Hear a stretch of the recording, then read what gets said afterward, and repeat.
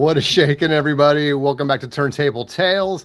I'm Jason, Spinz Vinyl channel. That is Brandon from Mr. Hall of Fame. What is up, dude? How's it going, man? What's up, VC? What is up, VC? I'm good. I'm good. Um, chilling, you know? Yeah. This is gonna be a cool one, dude. I'm gonna let you introduce it because this was sort of your idea, and I love it, dude. So I'll let you introduce it. If you don't mind, I just want to remind people that there is a fantastic app, Apple app, out there in the App Store. If you're someone that collects records, which I'm assuming you are if you're watching this, and maybe the Discogs mobile app maybe isn't your favorite, this is a great way to kind of jump in and continue to collect your records. Let's see. I'll just read the type that I put here. If you want a record collecting mobile app that actually works, one that handles collecting, buying, and selling without the headache, join thousands of collectors on the fastest growing iPhone app built to level up your game. The app is called Spinz, really easy, S-P-I-N-Z. Download it for free on the Apple App Store. Link is in the description. And as I said, there is an update today that I'm actually really proud of, and I would love to get people's feedback on it. What's really cool about it, too, is that there is an area in the settings where you can just send me a message. It goes right to my email, and I always respond, and I appreciate all the feedback, good or bad. So definitely check it out. It's cool, and it's free. So look forward to seeing you over on Spinz. Okay, dude, why don't you introduce today's show? Okay, I definitely will. Well, I want to add something too. What you were talking about with the Spinz app, since I've kind of been using it for a while now. Having all the same info and everything is Discogs because it's connected to your Discogs. The one thing that I think it's quite a bit more exceptional on than Discogs is when you're out on the search, looking at your want list and what you have in your collection is so much easier on the Spinz app. It's Cool. So much easier. Especially trying to look at your want list, since Discogs doesn't give you a lot of flexibility of like arranging it and everything. Yeah, I mean, artwork is also a lot smaller on your phone with the way the Discogs app is. It's just, that's one of the things I've loved most, is if nothing else, it's just that want list being so much more accessible and so much more easy to dive into. But anyway, it's just my 2 cents, my experience. Appreciate that. Oh yeah, definitely. So tonight, again, I think one of the things that we've always kind of, I think it's kind of what we've connected on a lot, is when you get into music and records and all of that, you can really go down deep wells with, like, you know, who mastered this and just like all the different things you can like start to get really technical about. But I think the thing that I enjoy so much about doing these with you is oftentimes we just get back to the simple surface of the fun of the music that we love. And I think that's kind of what tonight is about, is we just kind of decided to do a word association. Like, we just threw out 10 words, and it's just like when that word pops in your head, what were the first 2 songs or first 2 album titles that had that word in it? That simple. And yeah, just kind of letting your subconscious take over and just kind of see what it pulls back from the memory bank. So that's what we're going to do tonight, is just a little word association, a little simple word association. I love that. It's fun, simple. I love a game. You know this about me. Like, anything that's gamified, I'm all about it. So it's fun for you guys too to play along, right? Well, I'm assuming we'll give the word, and then, let everybody kind of mull it over in their head, see if there's something that just jumps right into your head. Drop it in the comment section, and then I'll go my list and you go your list, and yeah, this will be fun. AZ Mick in the house. Hey, fellas, what's up, dude? Thanks for being here. Appreciate you. All right, dude. So you want to kick it off? Let show us how it's done. Okay, yeah, we'll kick it up. You want to go because I think we picked 2 for each word, 2 things for each word, or did you do 1? I did 1 for each word. Yeah, so okay. I got 10 total. Okay. Feel free to do 2 for each word. Okay. Yeah. Well, I'll just go through them kind of quick. Yeah, that's kind of what I did. Was took a little bit of stress off to go 2 for each word. So the first word was love. I mean, again, kind of a simple word that you'll find in a gazillion songs. And once again, what I tried to do is don't think about it or try to find, this album, or just like, what were the first albums that came into your mind, first albums or songs. So one of my very first ones was True Love by Ziggy Marley. And I don't know why. Well, I kind of know why. I mean, that album Conscious Party was one of the first albums I ever got into that was a reggae album. That and Jimmy Cliff, those were kind of the first two that made me feel like I actually liked reggae and wanted to go to it, even before I discovered Bob, you know, because Ziggy Marley actually had a few songs that were in video rotation back in the 80s. Or Tomorrow People was probably the biggest one that he had like a recurrent video for.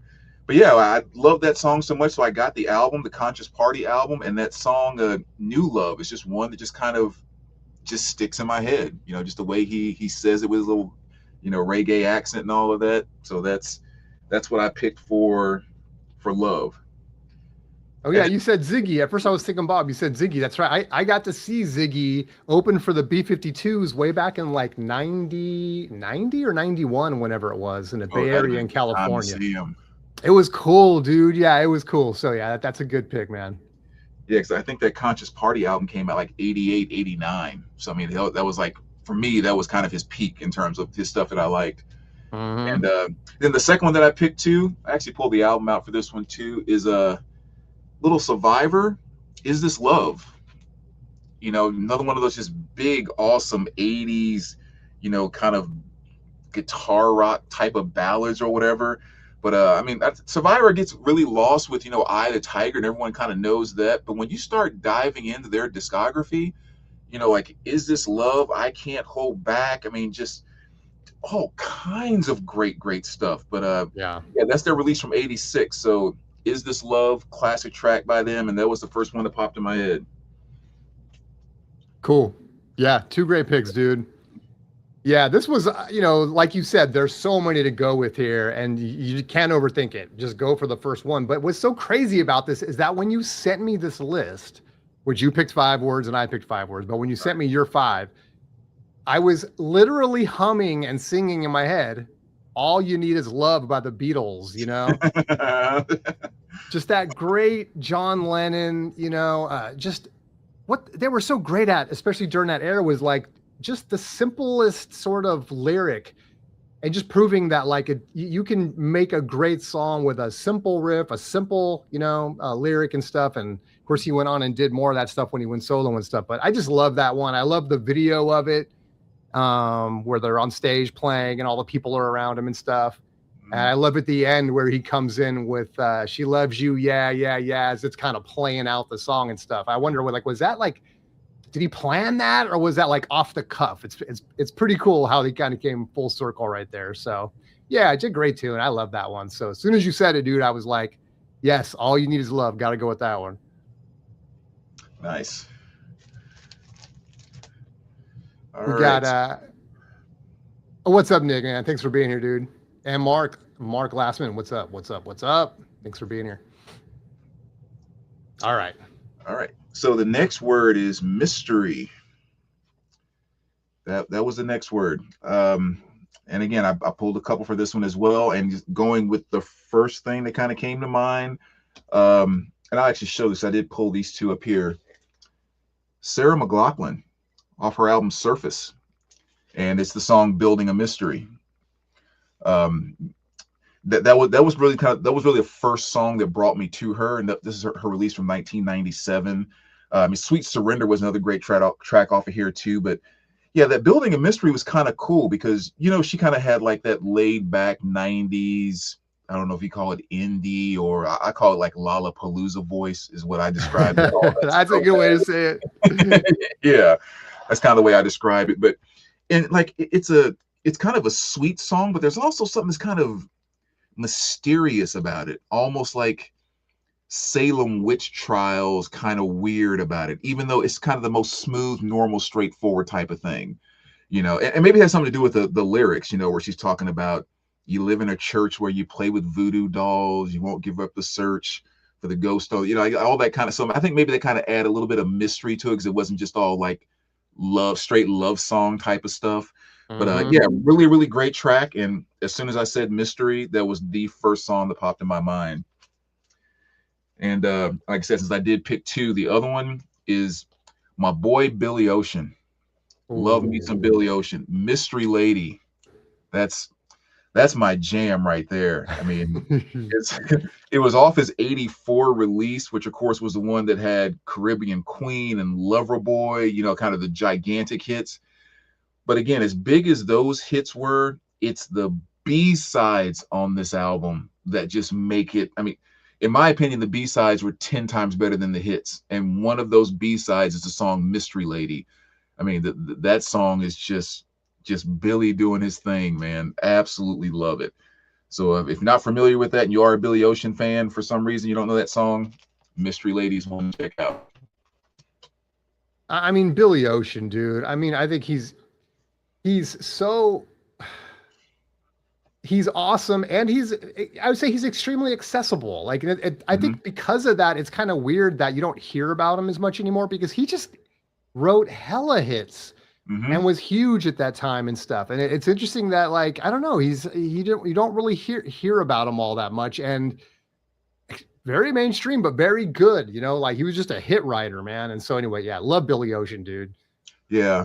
Yeah, he had that great way of kind of mixing the stuff that brought people in, like from the standpoint of, you know, very popish in a lot of ways, but a lot of his stuff was very, very bass guitar driven. So there was a lot of groove that you could find in what he did.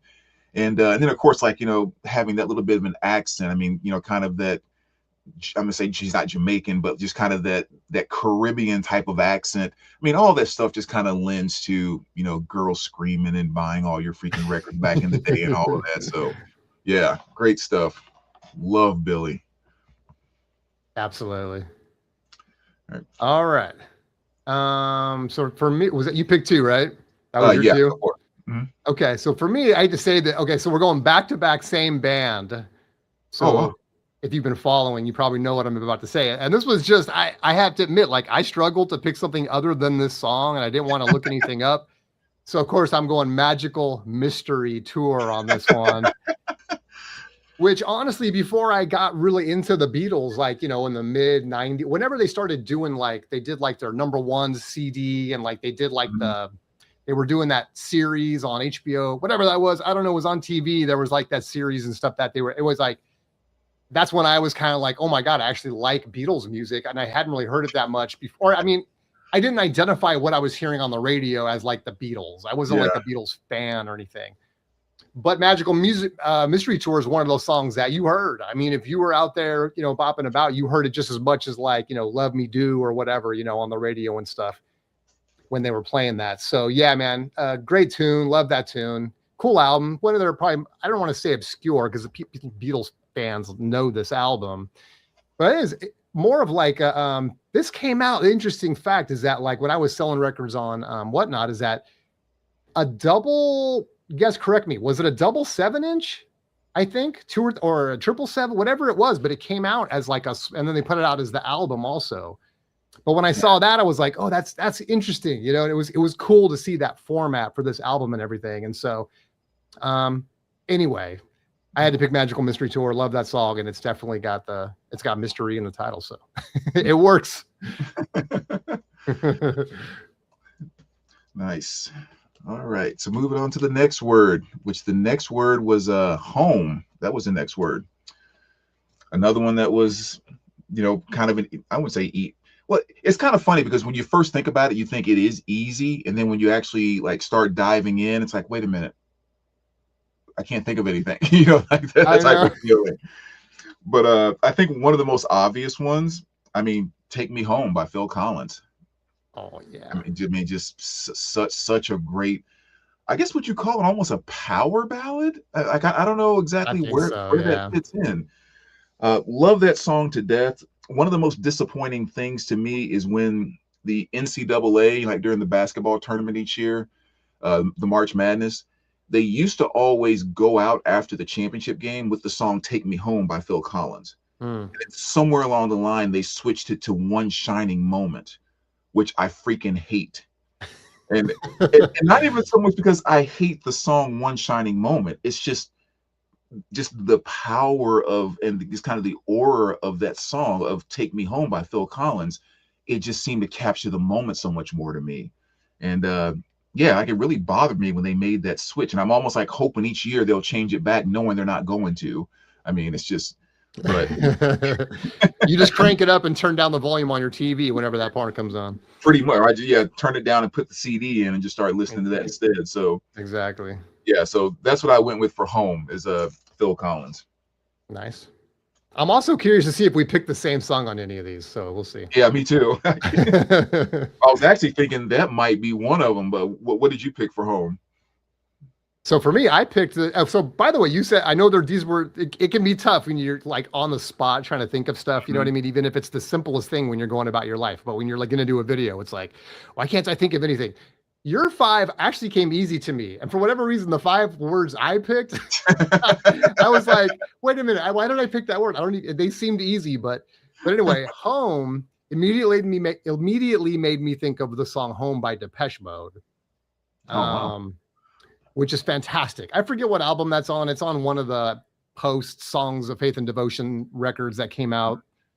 And I love that track, man. It's so cool. It's got like this great Martin Gore, who does the lyrics on this one. There's always at least one song, it seemed like. Songs in Faith of Devotion is the same way, where there's a song with lots of strings in it. And this one has a great string outro with starts out with kind of a nice guitar solo and then goes into just the strings kind of playing us out and stuff. And it's got great lyrics and stuff. So yeah, I picked Home by Depeche Mode. So low hanging fruit, but yeah, no, I love that song. Let me just catch up on the comments real quick. Dr. Johnny Fever in the house. What's up, dude? Definitely a Lilith Fair voice talking about your right pick for I can't remember who that was. Sarah McLachlan. And actually, that's what I meant to say. Lilith Fair, not Lollapalooza. Lilith Fair. That's what I meant to say. And then Nick asks, did Billy Ocean write for other artists? Guy couldn't write a bad tune. Oh, the guy couldn't. When you said Guy, I was thinking the band Guy. But yeah, I know he couldn't write a bad tune. Do you know, dude? Was he writing stuff for other people too? I honestly don't know. I really don't know. Yeah, I don't either. Radio Raheem in the house says, Brandon, have you ever thought of using phrases like making dat as clap? I bet viewership would double if you tried more stuff like that. Okay, thanks, Raheem.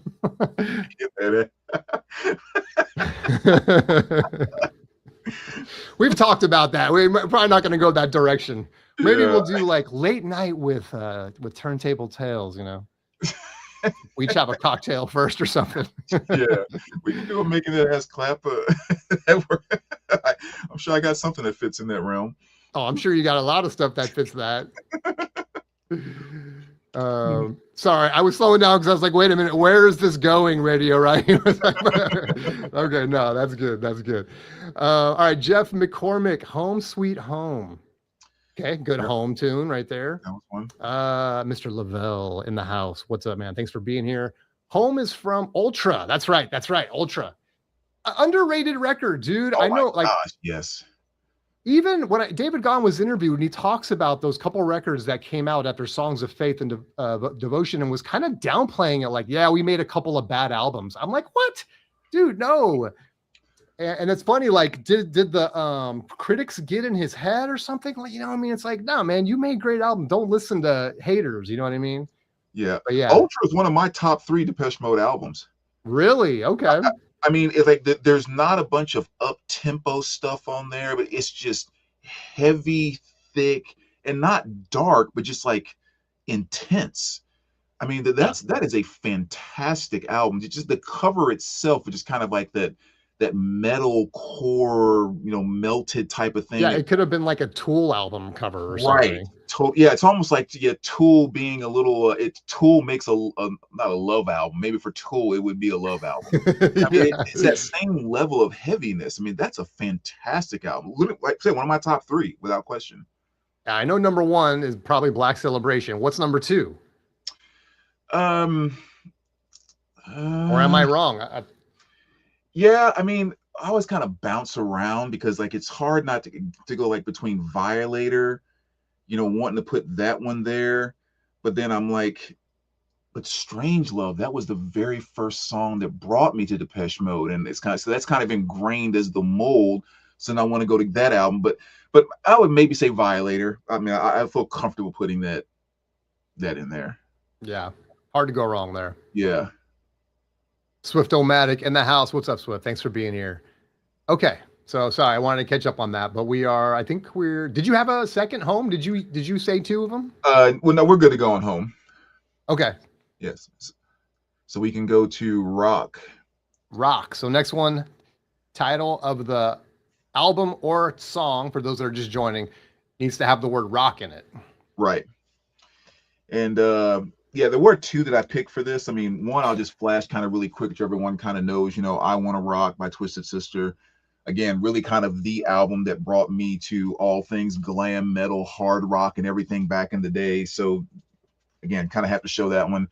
But the one that is my absolute banger, this is my track right here, man. So like, again, as soon as the word came out, this is the reason why the word came out. Rock Your Baby by George McCrae. That is my jam. Oh my gosh. I would love to have the experience one time where I'm in a big club where it's closed, nobody else is in there, and this song is just playing through the sound system, and I'm in there by myself just having a smooth, slow stroll on the dance floor. Because this song just, I mean, once it takes off, it just floats in this beautiful place. This place that just like floats perfectly between disco and R&B, and it just takes the best of both of those worlds.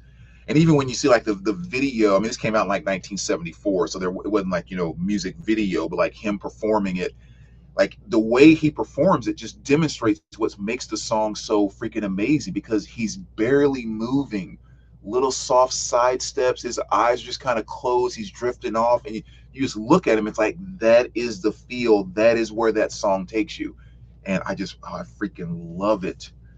So yeah, Rock Your Baby, nice. George McCrae, that is my jam.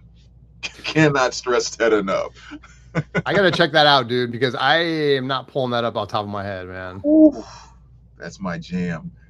And I can see how many people listen to it, maybe if they haven't heard it, and go, what the heck is he talking about? Like, there's nothing there. That would make sense to me. But man, it hits me in a good place. Oh my gosh, I love that. I love it. All right, Swifty saying Rock of Ages, Rock the Casbah, 2 great picks. We got Detroit Rock City from Jeff. Lavelle saying, I agree, Brandon. One of my favorites, especially the long version, so well written. CPTN hates AI. I know, dude. I get it. And if you're talking about the thumbnail, I'm sorry. It's the one thing I've been skipping on. You know, I've been hard at work on the Spinz app and, you know, getting everything else. And then it's like, oh, crap, I got to do a thumbnail now. And I used to put so much pride and love into my thumbnails, Brandon. I got to be honest. So right now, we give it to AI. So for people that hate AI, I'm sorry. I'm sorry. It's not an artistic choice. I'm just trying. I got to get something out there.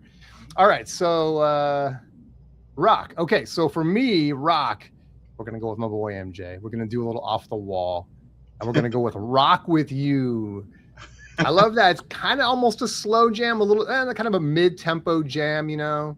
But it's got that great little drum intro. Da, da, da, da, da, da, da, da, da, da, you know, and it's like, it's so every time I hear that, dude, it's like, oh, I got to get up. Got to start dancing. Got to move my feet, man. So, yeah, you know, since I let MJ back into my life a few months ago, it's like, yeah, man, I got to go with the Rock With You on this one. Nice, good pick. Next to Let the Music Play by Shannon, I think Rock With You is probably the second best skate song of all time. Oh. Well, we were talking about before, what is it? Roll, bounce, rock, skate? Is that how it's? Yeah. I forget what words are in which order, but dude, that is a banger too, man. Yeah, it is. Oh man. All right, so next word we have is the word again. Couple of simple ones there. One is kind of just a title track, so I'll flash that one. But I mean, of course, Born Again by Black Sabbath. One of their cooler album covers for sure. But I mean, with the Obi. Yeah, with the Obi, of course. An album that maybe doesn't get as much love. You know, Ian Gillan kind of came on in vocals on this one. Black Sabbath was kind of going through that early 80s period and all of that. And yeah, all the songs, you're not going to put any of them towards like being the best Sabbath songs. But still, I mean, especially for what was going on in '83. Pretty cool stuff. But so that one just kind of strictly for the title there. But then also just kind of the song again by Lenny Kravitz. Ooh, breaking out the Lenny. Okay. Yeah, love Lenny, man. Especially kind of at the stage where right when this greatest hits came out, because his early album Let Love Rule, it was very kind of mellow. I mean, like all the way through from front to back. But then as he started getting into Are You Gonna Go My Way and Circles and things after that, he kind of picked it up and brought some of that kind of like, now he's not playing like him, but like some of that Hendrix kind of psychedelic rocky kind of thing. And I think he does that extremely well. Yeah. And that's kind of my favorite place with Lenny. But when this greatest hits came out, I think that song again was the new song that he put on the greatest hits. Like it wasn't even a studio album song, and is really kind of one of his greatest. Just another kind of great, cool Mr. Smooth Lenny Kravitz tune. Lenny is the dude. I was forgetting. I remember I told you before. I don't remember if I said it's on camera, but like we talked about concerts, and one of the big disappointments was supposed to go see Smash Mouth. This was like probably 99 or 2000, something like that, maybe 2000. And Lenny Kravitz was playing with them. And so this is when, I mean, that's like semi-early internet, I guess. I probably just had an email at that point. And we drove all the way to the venue with our tickets to go watch Lenny Kravitz's Smash Mouth. And as we're pulling up, dude, it's like, you see the parking lot and it's empty. And like, we just had a straight shot right to the guard. There was a guard standing there and he's like, yeah, man, canceled. And we're just like, what? Drove all the way there. It was just like, man. Now you'd get like an email, right? It would tell you like, hey, can't, you know what I mean? But anyway, that's one of the big disappointments. But yeah, it was supposed to see Lenny. I forget who was sick. Somebody was sick either on Smash Mouth or Lenny, but yeah, kind of a bummer. It's kind of funny. It was right around 98 or 99 when I worked security for Smash Mouth one time. Oh, really? Yeah, Smash Mouth and Luscious Jackson. That's who it was. Oh, that's cool. All right. So what'd you have for again? Okay. Yeah.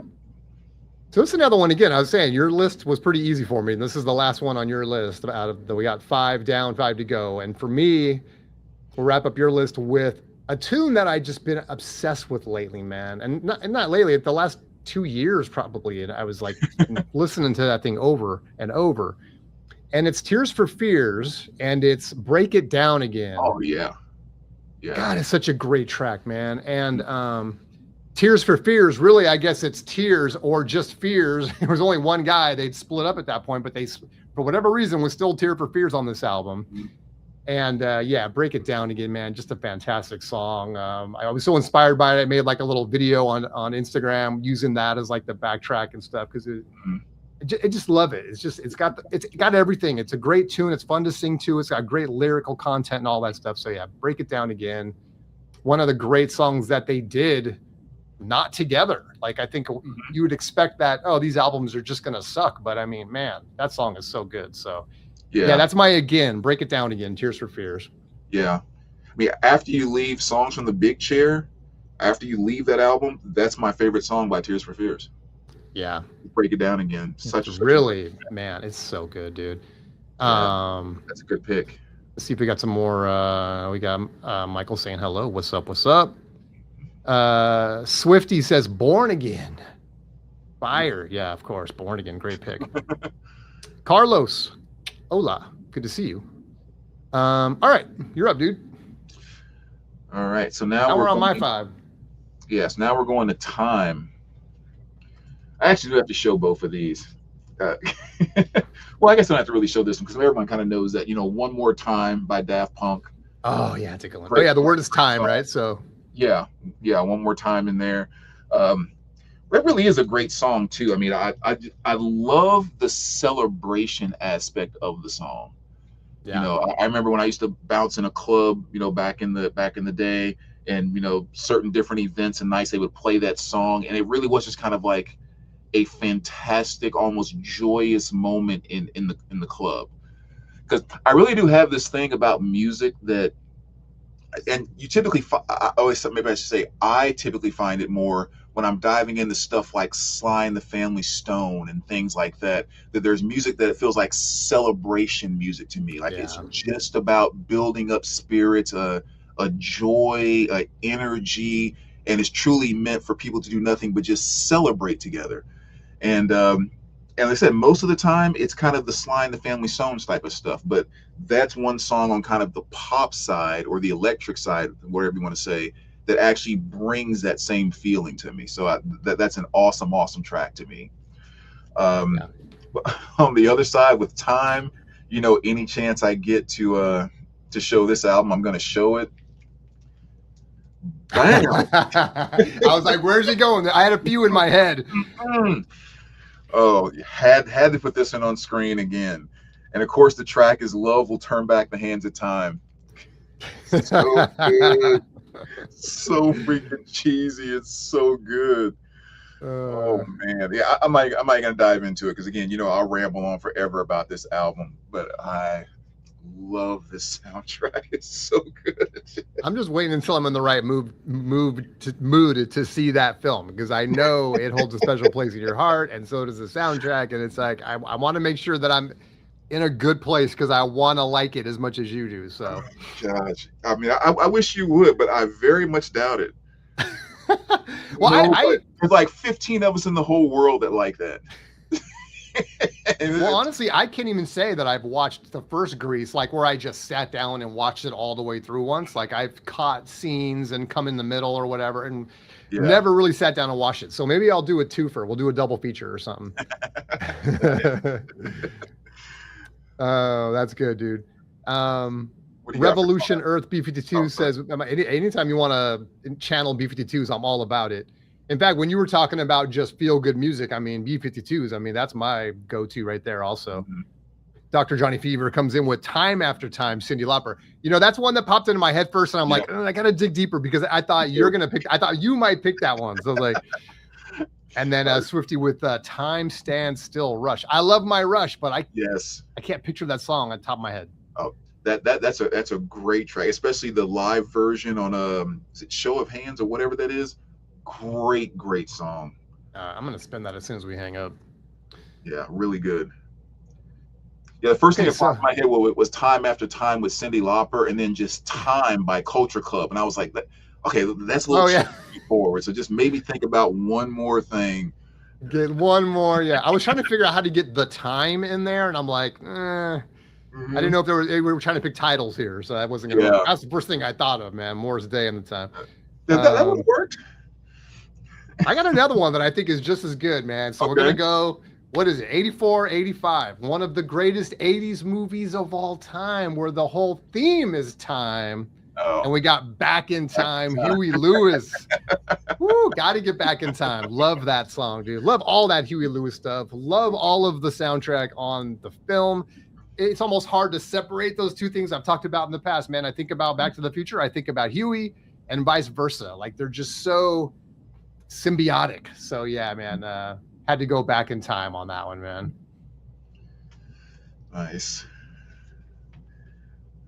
All right, so what was the next one here? It was Girl. Lots to pick from here. A lot there. Yep. First one I went with, again, classic track, Who's That Girl by the Eurythmics. Not the Madonna version, or not Madonna, I mean, not the Madonna. Yeah, not Madonna. The Eurythmics there. I was going to say, I won't say that. I was going to say this is probably my favorite song by them, but I probably have to kind of think about it a little bit. But so Eurythmics on that one, and then the second one. When you think the Eurythmics aren't awesome enough, and then Annie Lennox goes on her own and just kills it, dude. Yeah. I mean, man, dude, her stuff is so good. So good. And then the other one that I went to is a little Holla Back Girl by Gwen Stefani. Yeah. I didn't think of that. That's a good one, dude. Yeah, that was the one I started humming in my head as soon as I said the word girl. So that was the first one I went to. So, I think it was like 2004. Is that long ago? Oh, man. Don't start saying that. Yeah, 2004 is one of those dates that sounds like it wasn't that long ago until you start doing the math. Right. And you're like, oh, okay, never mind. It's like people that were born in 2004 are drinking now. Oh, bro. Been drinking for a year. Yeah, if you ever have to go into a liquor store for everything, never look down at the counter. If you ever don't, if you want to feel old, just look down and see, right? Yep. You must be born at least 2020 or 2005 or whatever. It's like, Right. oh my God. Jeez. So, yeah, that's a good one, dude. So what'd you have for girl? So for me, girl, this is another one. I had to let it marinate a little bit because a couple pops in my head. I'm like, no. And then I thought, oh, come on, the obvious one, dude. For me, because I've talked about this before, but we got a little Rick Springfield with Jesse's Girl. Man, that's just one of those songs, dude. 9-year-old me, just left to my own devices because my mom worked and she was a single mom, and one, just my mom raising me, and I was, out doing my thing. But I mean, something about Jesse's Girl that was always on. I was always humming it, singing it, and all that stuff. Just so cool to 9-year-old me that I still love it. I mean, I still think it's a great song. Yeah. But yeah, so yeah, I had to go with and Rick Springfield too, dude. I know he's maybe one of the first like cheesy icons, maybe that people thought, oh, come on, man. It seems to me like he got a really negative rap. But when you go back, he's kind of the ones that you hate to admit that you love or you like his music, right? Yeah. But dude, you start going back and listening to some of that stuff. It's like, hey, this is good stuff, man. For what it is, like I really like it. So yeah, I went Jesse's Girl on this one. Totally agree. That's a great one. Just catch up on comments before we go. Got the Time by Joe Jackson says Nick, later covered by Anthrax. I'm not familiar with that one, but I want to hear it now. Michael Elliott, Girl in a Coma, The Smiths. Yeah. Going dark, but I love it. That's a great one, dude. Yes. And then Swifty, My Best Friend's Girl. That's a good one too. Yeah. Kind of in that Jessie Girl vein too. Good stuff. All right. So the next one is good. Just the word good. And of course, I mean, since we just kind of skipped out on her with girl from Girls Just Want to Have Fun, we got to go with Goonies Are Good Enough for Me, Cyndi Lauper. Oh yeah, that's right. Goonies Are Good Enough.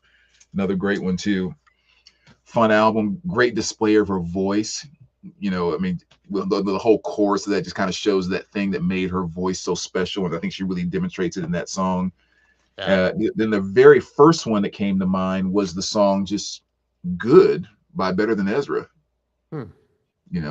Are you very familiar with them or kind of remember them a little bit? I wouldn't be able to tell you one song. I mean, I know I've heard them, but it's one of those where I'd have to hear it. Yeah, it was kind of like they were big, but they weren't big. And they had like a number of hits, but they didn't really have a number of hits. It seemed like one of those bands that was kind of like right on the verge where they could have been just gigantic, but they just didn't quite go over that last hump or whatever. They could have been better than Ezra, but they just weren't. There you go.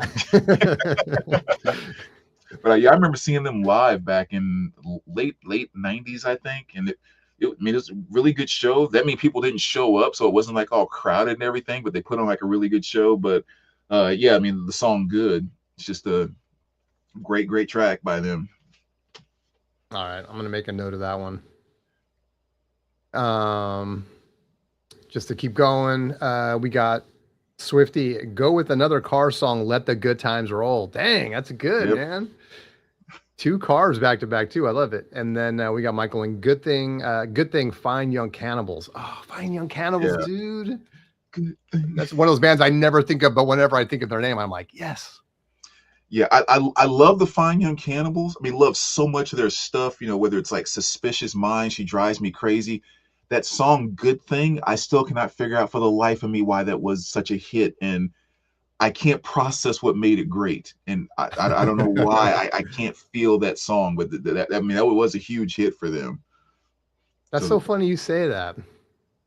Because my good pick is by another band that I've heard you say you just can't figure out why people like these guys. Oh gosh, I know where you're going. And we're going Good Vibrations. I knew it. The Beach Boys. By the Beach Boys. Good Vibrations. The Pet Sounds era, which I love Pet Sounds.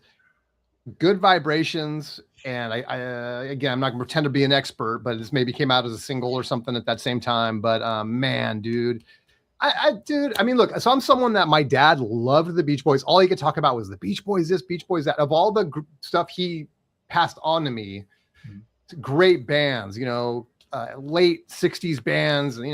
We listened to the Grateful Dead, the Stones, Cream, blues, Muddy Waters, and John Lee, and just millions of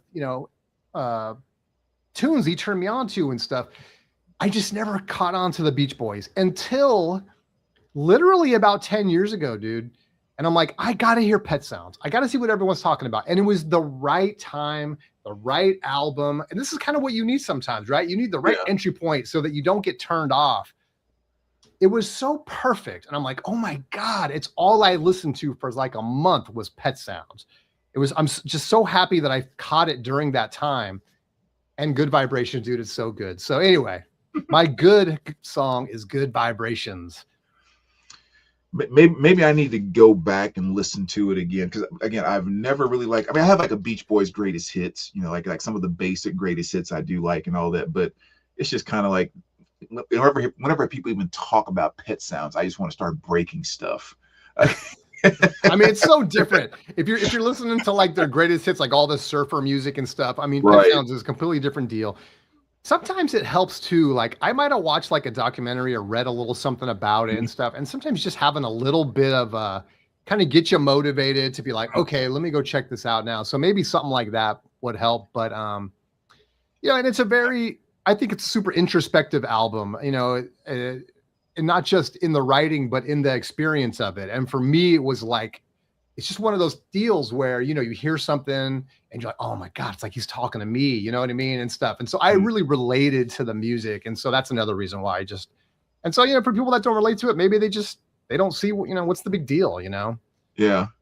Yeah. I mean, kind of like the way with all music and, exactly. I'm definitely the kind of person that you just mentioned, because that will happen to me if I watch a documentary or listen to a podcast or something, and there's something like really kind of deep and magical that's discussed, and then I go back to something, or I have this craving to go back to it, because like it really does just kind of enter not necessarily even just the music, but I think like certain emotional points inside of you, like the song or the album is now poking on a different point than it usually poked on. Where maybe it wasn't as special when it was poking over here, but now that it's poking over here, and it's like, oh my God, and I get it. You hear it like a completely different light. Yeah. Right. And I think sometimes we don't give music enough space to do that too. I think that's a different video though. We won't get too deep into all that. Yeah. We'll do that right after we do the booty clapping video. Right. Real quick, Dr. Johnny, Billy Ocean, Get Out of My Dreams and Into My Car. Yes. Nice one. That's a great one, dude. Billy Ocean, dude. And then Swifty is John Stamos, the second best Beach Boy. Oh, come on. It's funny because I had the conversation with Swift too, good friend. And he's like, I said, hey, I think there's two kinds of people. I sort of have this theory, like people that hate Pet Sounds and people that love Pet Sounds. It's probably more like there's people that F with Pet Sounds or don't F with Pet Sounds. You either do or you don't. And he's one of the don'ts. And so, yeah, I got you. I got you, Swifty. I got you. All right. So, yeah, moving on. Wait, we got the next word coming up. Unless you have something else on good. Nope, that's it. All right. So the next one is Take. Again, I'll just do a couple quick flashes here because I did go ahead and pull these out because I want to give some props to Take 5 by Dave Brubeck. Oh, that's a good one. Jazz worked in here. That album holds a special place for me. I mean, not only because it's the popular album that it is, but that was my introduction to Dave Brubeck. Actually, through I think it was the movie The Wedding Crashers. I think. Again, I hope I'm not thinking about a different movie, but there was the scene where they went to the rich person's house and they were playing like flag football in the backyard. And while they were playing that's Wedding Crashers. That's it. Okay. Yeah, they were playing that Dave Brubeck album. And I remember even back then, again, when I'm not into jazz, don't know who Brubeck is and all of that, it's just listening to that and it's like, that's freaking good. Like, what the heck is that? and that's why I discovered him. And so that album, like, again, definitely kind of holds that special place. And the second one I'll say here is Filter. Another fantastic. I would love to have that on vinyl, dude. That's so cool. 1999, and of course the song "Take My Picture." I mean, you know, again, that was kind of, I think for me, their big first hit that brought me to, or Take a Picture. I'm sorry. Yeah, I even have the still got the stub there. Where I saw them back in, where's the date? Oh, June 19th of 2008. That's when I saw them. Nice. $25. No way, 25 that recently? Oh my God, dude, how prices have changed. I know, 2008. That was $25, man. Crazy. Yeah, but that's a good album. That's a great song. Take My Picture, or take a Picture. It's so good. Well, Hey Man, Nice Shot. That was like off their first album, right? That was kind of their first big. I think so. I'm not that familiar with their first album as far as like the actual stuff on there. I think, unless I'm totally faded and somebody can correct me, but yeah, that's a great one, dude. And a cool album cover. I love that era, dude. Mm-hmm. Like Incubus is a big, I love Incubus, and they came out with Make Yourself, which had Part of Me on it and stuff. And that album is very kind of, I don't know, techie looking. Those albums came out looking very kind of like, there was this whole vibe. And because I was I was a graphic designer during that time and went on to become a software engineer and all that stuff. But during that time, late 90s, early 2000s, I was doing Photoshop. I was making little Flash videos, and I was building websites and stuff. And that was kind of my style. I was very inspired by trying to make everything look futuristic. And so I love covers like that, the Filter cover, the Incubus cover, and others that really kind of embody what design was like at that time. I think about that crap because I'm a designer. But anyway, I just love that. Yeah, no, I know exactly what you're talking about, man, because JC over at the Flip Side, he kind of started a thread, so to speak. This was probably 2 or 3 years ago or something like that.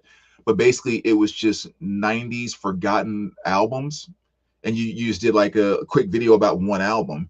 And it's just when you saw all the stuff that people were pulling up, and it was exactly that stuff you're talking about that just had that feel of, like, I remember like on mine, I did like Sunburn by Fuel, and actually I think I did the Filter, and just a bunch of that stuff from that 90s. And like I said, the artwork in of itself, like you're saying, is just so defining to that time. It's kind of cool. Yeah, I love like the Bjork albums, like even though the fronts are generally like photographs, but the back is always like this cool font, and it almost did kind of come into that whole electronic it was kind of growing at that same time. And so you see a lot of stuff like on her record covers and stuff. So cool. What was that band that sang the song in the meantime? In the meantime, I'm having a total brain fart. I can see the album cover and everything. I don't know. Maybe somebody can help us out. Somebody here knows. I'm having a total brain fart. But that's one of the covers that really sticks out in my mind when I think about that, and I don't know why.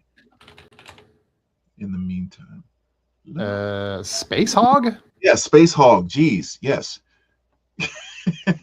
Thanks. Let's see. I don't remember that one. I'm gonna have to go listen to that. Like Semisonic, like I said, the Fuel album. Off of Resident Alien. Okay.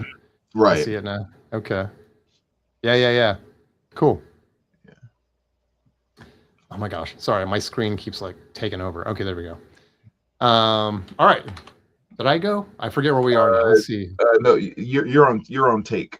On take. Okay. Well, I mean, it's the obvious 80s. This is the one that wasn't too tough, man. But yeah, Every Breath You Take by The Police. Such a great tune, dude. And I mean, at that era, MTV era and stuff, and you'd always see that cool, really slow, kind of it's hard to even call it a slow jam, but just a slow tune, but that's really good and infectious, and such a great, bass lick and all that stuff, man. I mean, dude, The Police could do no wrong, in my opinion, like, especially those last 2 albums. So, Every Breath You Take, man, it was easy for me on that one. That's crazy. That song didn't even cross my mind. Yeah? Yeah. Well, I mean, sometimes hard, like if the words at the end, you're not thinking about yeah, it as much. Yeah. yeah. Because the first one that came to my mind was "Take on Me," and I was like, that's just far too obvious. Like that's just That's so. what Swifty just said. Yeah, I know that's the first one that popped into my head too. I was like, all right, keep digging, keep digging. By the way, Swift is in Camp Brandon when it comes to pet sounds. Okay, you're both dead to me. You know what I am going to do though, since it's been so long since I've spun that album, I'm actually going to make a point to sit down and listen to it this weekend. I'm almost afraid to have you do it because it's like then you're gonna tell me like, yeah, dude, I tried and it sucked. It's kind of like me in Grease too. Like you got to be primed and ready. We have to listen to it together. So if I ever come over there, we'll listen to it. Okay, I can live with that. The last one here, I guess was "My." That was the word. Just my. I almost kind of felt like this might be the one that you would choose. We haven't hit one yet, so let's see. My Adidas. Oh, I didn't even Is that it? Dude. No way. That's not it. But that's that's so obvious. How did I? That's good. I could have sworn that's the one you were going to choose. That's why I was hesitant to even show it. Okay, so yeah, My Adidas by it. But then I think the one that jumped in my mind again, just because this is kind of obvious why it did. But you remember old Johnny Gill from New Edition? After he left and quit solo, this was his, big solo breakout in 1990. But the song "My." That was a huge slow R&B jam from him. Again, every female I knew back then loved it. We'll just put it that way. So that's the record you would put on then when, That's the record that you put on if you wanted to have the ladies around you staying happy. Yes. Yeah, they weren't digging the Metallica Master of Puppets and stuff like that at times. It was a little more Johnny Gill smoothness. Nice. Oh yeah, dude. Thanks for picking up that New Edition record for me, man. First thing I did was spin that. I love it. Got my New Edition back finally. That was a pretty big album. Yeah, I'm sorry. Go ahead. Well, no, just quick. I was gonna say I haven't listened to a lot of the post New Edition stuff, and I know I need to, from those guys when they kind of broke out. But yeah, that's all I was gonna say. Yeah, and actually, it was kind of funny because that's what I was picking up on a little bit. Because I don't know if I mentioned this to you before, but I was watching an interview with Ralph Tresvant, who is, for those who don't know, he was the lead singer of New Edition. And he was talking about when his solo album came out after all the breakup and everything went. And he put this in a way that I had never thought of before. I thought was really interesting. And he was like, I'm in the studio working on my album and all of that. And he's like, I'm so freaking nervous. And he's like, and I'm worried about failing and all of that. And when the guy asked him why, he was like, well, think about it. We had just had all the success of New Edition, right? So people have that expectation.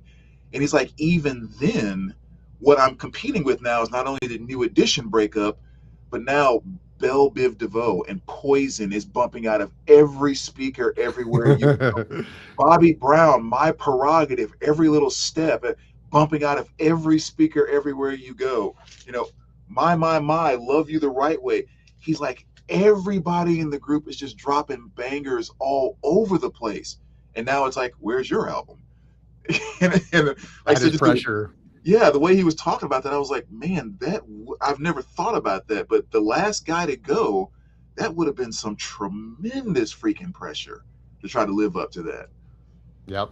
But yeah, just interesting, just thinking about this particular album. Excuse me. Take by the Color Field, says Michael on Take, and then we got Space Hog Correctly, channeled by Dr. Johnny.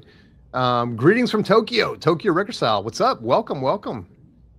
Swifty on My Sharona on My, and then we got My Sharia More. That's a good one. Dude, My Sharia More. That's a great one. Yeah. And Swifty, dude, if there was a prize, you would have just won it because that's what I picked, man. My Sharona by the Knack. Love that tune. You know what's funny about My Sharona that I just learned? Not about My Sharona, but about a kind of a takeoff from that is I mentioned how there's a guy who worked on Thriller that's doing a whole lot of videos now about the whole production of Thriller. and he brings in people that worked on it, and they talk about it, and they try to reproduce the sounds, and they get deep. And a lot of people that were in the studio during all this with MJ and worked through the songs and took Starlight, you know, the song Thriller, which started as Starlight, and how it made it to Thriller and all that stuff. And one of the things was the song Beat It was kind of the My Sharona of that record. And I guess Michael said, like, hey, we need, like, or maybe it was Quincy said, we need a My Sharona on here, because My Sharona was like massive at that time. We need something that's got that beat and everything like that. And so MJ went and did, I'm pretty sure MJ was the writer on Beat It, even though that album was written in different places, but he did like Want to Be Starting Something, Beat It, Billie Jean, and that stuff.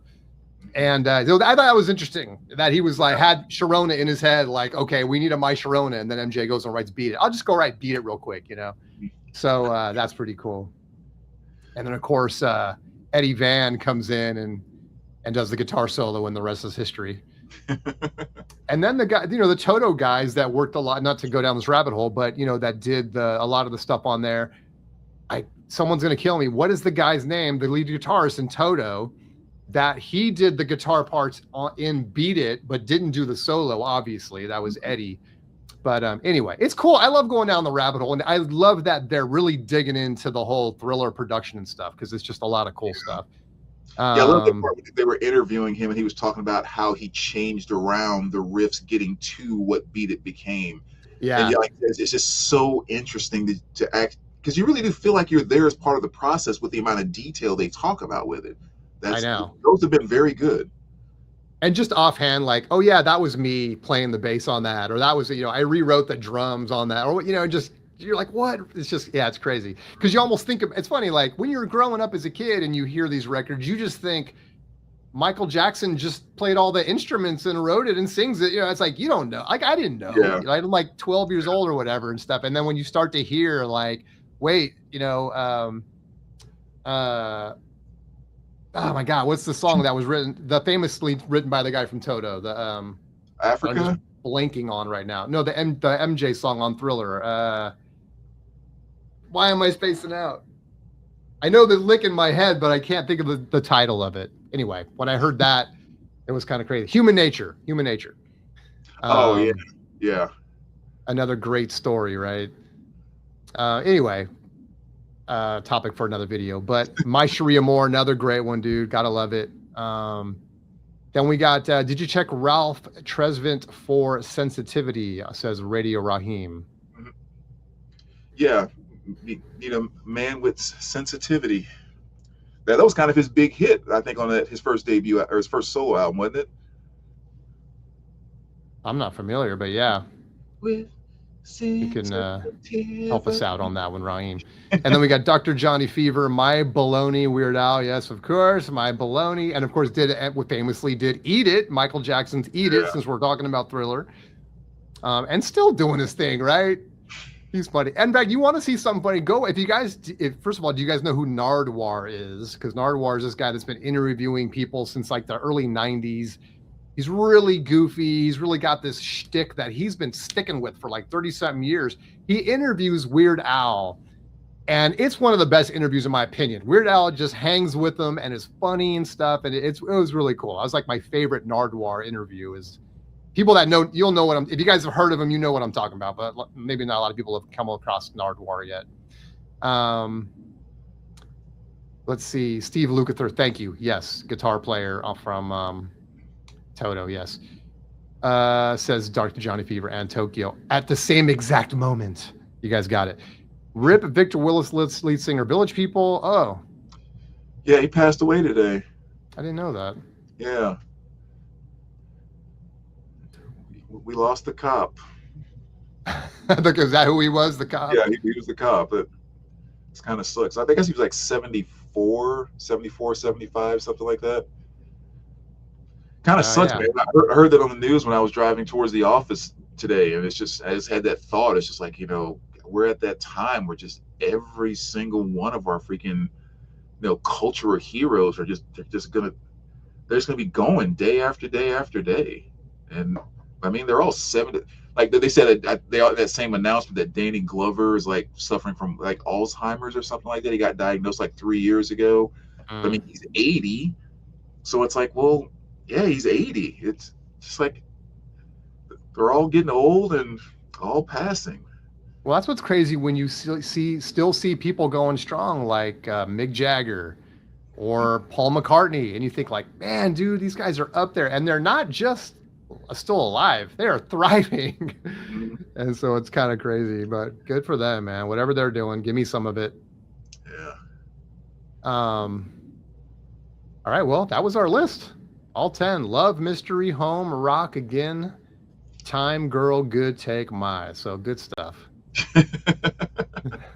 I was thinking about it when I was rearranging the words in mine. I was like, you could actually have it say, Take My Girl, Good Time. I was like, wait a minute. I don't know if I want to wait a minute. Wait. The hell was I thinking? Swifty said, yeah, I never knew his real name till today. My time, girl. Who's that? You mentioned somebody. I was thinking you talked about a group that I was going to say rest in peace. Someone that had died recently. I can't remember. I didn't say it, but I can't remember who it was now. Yeah, it's not coming to me. Someone else who recently died? I don't know how recent, but yeah, you just mentioned someone, and I was going to say that. I mean, Brian Wilson, Beach Boys. That was what, a year ago or something. That was big for a lot of people, But yeah, talking about people passing is like, yeah, it's like they are like, God willing, they're living into their 70s and stuff like that. But it's like the decades are catching up to us, man. It used to be the people in the 50s were all going, that were popular in the 50s, and the people that were popular in the 60s, and now we're catching up to the 70s and stuff. It's right. Like, oh man, slow down. Yeah. Yeah, I mean, the people in the 80s, I mean, there's still a lot of them pushing their mid 60s, early to mid 60s. What's funny too, I was thinking about this, is that like when you're young and you're listening to those 80s bands and stuff, and you think, man, they're like adults. They seem like they could be your parents or something. And then you go look up their age now, and it's like they're like 59, 60, 61. I'm bro, that's not that much older. 8 years seemed like a long time 30 years ago, right? Or 35 years ago. Now all of a sudden it doesn't seem so, such a big difference. I catch myself doing that math all the time. Because yeah, when you're 12 and someone's 20 or 21, that's huge. That's like half your life, yeah. That 9 years. But yeah, when you're 50 and they're 59, you guys are the same.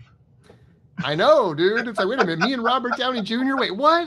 He started like doing, that can't be right. Yeah. So weird. Oh man. All right. Anything else, dude? That was a nice tight hour. So I mean, I know. Well, after that 3-hour marathon we did last time, maybe we keep this a little bit shorter. Yeah. All right. Well, heck, man. That anybody has, maybe. I mean, if anybody's watching and has some quick last questions about anything. Yeah. Any questions? Any comments? Any new spin us off into some other direction? That's always fun. Yeah, I already said, I don't know if you heard me, but yeah, I was talking with Swifty's the one that mentioned the Victor Willis. He goes, yeah, I never knew his name until today. It was always just the cop. Right. Which is cool. I almost think that's actually cooler than people remembering your name. Yeah, that's true.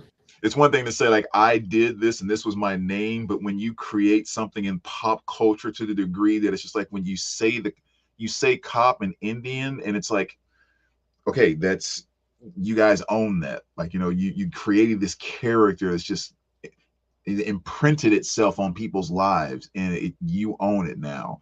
I think that's actually more special than even people remembering your name. Yeah, that's cool. That's cool. That is cool. Yeah, that's you can either love that or hate that. You got to embrace it, because otherwise you're going to be frustrated. Right. I'm not just a cop, guy. I'm not even a real cop. I mean, come on. Yeah, I remember who was that said that? Who's the guy that played Ross in Friends? Whatever. I'm not gonna know his name. Yeah, whatever his freaking name is. I remember an interview he was doing. It was kind of the exact same thing. Like, I don't want to be known as Ross. It's like, shut up. Like, you don't want to be known as one of the most legendary characters on sitcom TV like ever. And like, I mean, I understand, you want to be able to be more versatile as an actor and blah, blah, blah. But to sit around and say you want to run from that image of that character, you're full of crap. So most actors and actresses, I mean, they would give anything to ever have something like that established just within the history of TV. And Yeah, you're like like, I don't want to be most known for drugs anymore. Like, what? most Shut people up. on this planet will never be known for anything. So it's like, well, Right. here's it. I was sitting here trying to think while you're saying that, the guys that actually kind of embrace it. And the guy, I was trying to think of who it is, but you know who it is? Mark Hamill, the guy that played Luke Skywalker. Mhm. He's like, look, that's exactly what he says. Like, I could have been known for nothing. You know, like I'm good with being Luke Skywalker. I mean, so that's pretty cool. Yeah, no kidding. All right, we do got a couple comments here. Let's see. Salt Zine said 4 more hours. I don't know if you got 4 hours in you, dude, but Tokyo saying, how do you guys know each other? That's a good question. How do we know each other? From this. Yeah, I don't know, like, excuse me. I mean, yeah, we met here in the VC, and was it on Chance's channel? It has to be. I'm pretty sure it was. Yeah. I think it was. Excuse me. And it was just kind of one of those things where we started kind of chatting about music, I think, in general. And I think the first thing that we really discovered that made us want to do this, which of course I think sparked all the other friendship thing, is like we both really had this, I don't know what the right word is. We got so much pleasure out of talking about the joy of the music. Kind of like I said at the very beginning of the video, where like this topic is so simple and so straightforward that it it's maybe not the thing that a lot of people think about doing a stream about, or trying to make things deeper and stuff like that. And I just feel like we connected on the surface so much more of just talking about a song and just going, oh man, back in the day. And Exactly. like, it was just something about that vibe that was just freaking awesome, especially for another 80s fan. I think I do actually, now that you said that, I think I do actually remember it was on Chance's channel. I think it was a episode of Surface Noise. I don't remember if this is the first time we ever met, but it was a marathon stream. And I remember I don't think we wanted to like go because we were just vibing on like, just, our own, because a lot of what we talk about is like just our own history with music, right? It's kind of like the nostalgia, where were you when, like, how, and all that kind of stuff. And there's all these like memories tied to it and everything, and how music is such a time machine and just unearths all of these memories and stuff like that. We just got into that conversation, dude. And then it was like, people that don't know, if you guys do know, Chance, concert buddy, he does a Thursday night show called Surface Noise. There was a time like a year ago where like 10 months, I think, we would go alternate every other Thursday. And so I was hosting on that channel, and every chance I had to bring you on, I was like, oh, this is a Brandon topic, man. I got to get him on here. It would be something where we weren't going to talk about like the latest MoFi, or, you know what I mean? Cause I think that's what it's kind of like, it's sort of the, I don't know, what's in the news with the like everyone's already talking about that. And so that's why we were just kind of like, you know what, man, we just want to take it back to the roots and just talk about music and like our love for it and stuff. Yeah. I mean, like, obviously we both love vinyl and stuff like that, and we'll show things and videos and all of that, but you almost never hear us talking about this pressing, or like, I mean, like maybe we mention it here or there, but for the most part, we actually want to talk about the actual music and the memory attached to that music. And I think that's just kind of the thing that bonded us and keeps it fun. Like, I just freaking love it. Chickens in high def. I'm ashamed I remember that. What are you referring to? You remember like the what we're talking about, the Surface Noise? Village People Records just made their way out of the bargain bin. Yeah, Swift. I know. That's kind of how it goes, right? For a while. Well, I was like, Ozzy, man, you want to talk about coming out? Not that his stuff was ever in the bargain bin, but try getting an Ozzy record for $30 now, Yeah. And then we got, what was the last concert you've been to? I saw John Anderson on my birthday back in May, says Michael Elliott. I mean, for me, it was Journey. And I mean, that was a big bucket list item for me, man. Like, I'd never seen him. And that's one of my childhood loves. And even though there's no Steve Perry, and I was kind of a little leery, how is this going to be without Steve Perry, man? It was like, no problem. It was so good. And it was awesome. They played all their hits. They played for a long time. Neil Sean shredded. Only thing I could say about it was the bass was cranked up way too loud. But you know, when you're in a live setting, and you and I talked about this, it's kind of it's almost less about the quality of the sound, right? It's about the experience. It's about, you know, that kind of thing. And so I couldn't hear nothing anyway because I was too busy singing at the top of my lungs. And but that was cool, man. But yeah, what about you, dude? Last concert I went to was just like 2 weeks ago. 2 weeks ago. So I saw Stone Temple Pilots open for Godsmack. Even your dog is like, yes, like Stone Temple Pilots. Like, she's like, I already knew you were gonna say Godsmack, but STP, let's go. Yeah, and I mean STP was so freaking impressive. I don't remember the new guy's name, but and I think I might have mentioned this to you the other day, that whoever that new guy is that's leading with Stone STP, he is the perfect fit for them right now. I mean, his voice sounds about as close as you're gonna get. I mean, great vocals, and obviously he's an older guy, but he's doing kind of the older rock star in the way you're supposed to do the older rock star. You know, it's like he's not doing things that he shouldn't be doing, but he's also still kind of giving off the rock star presence and everything that kind of goes along with it. And I just thought, like, the whole time I was watching him, I was like, not only does it sound great, but he just seems like the perfect fit.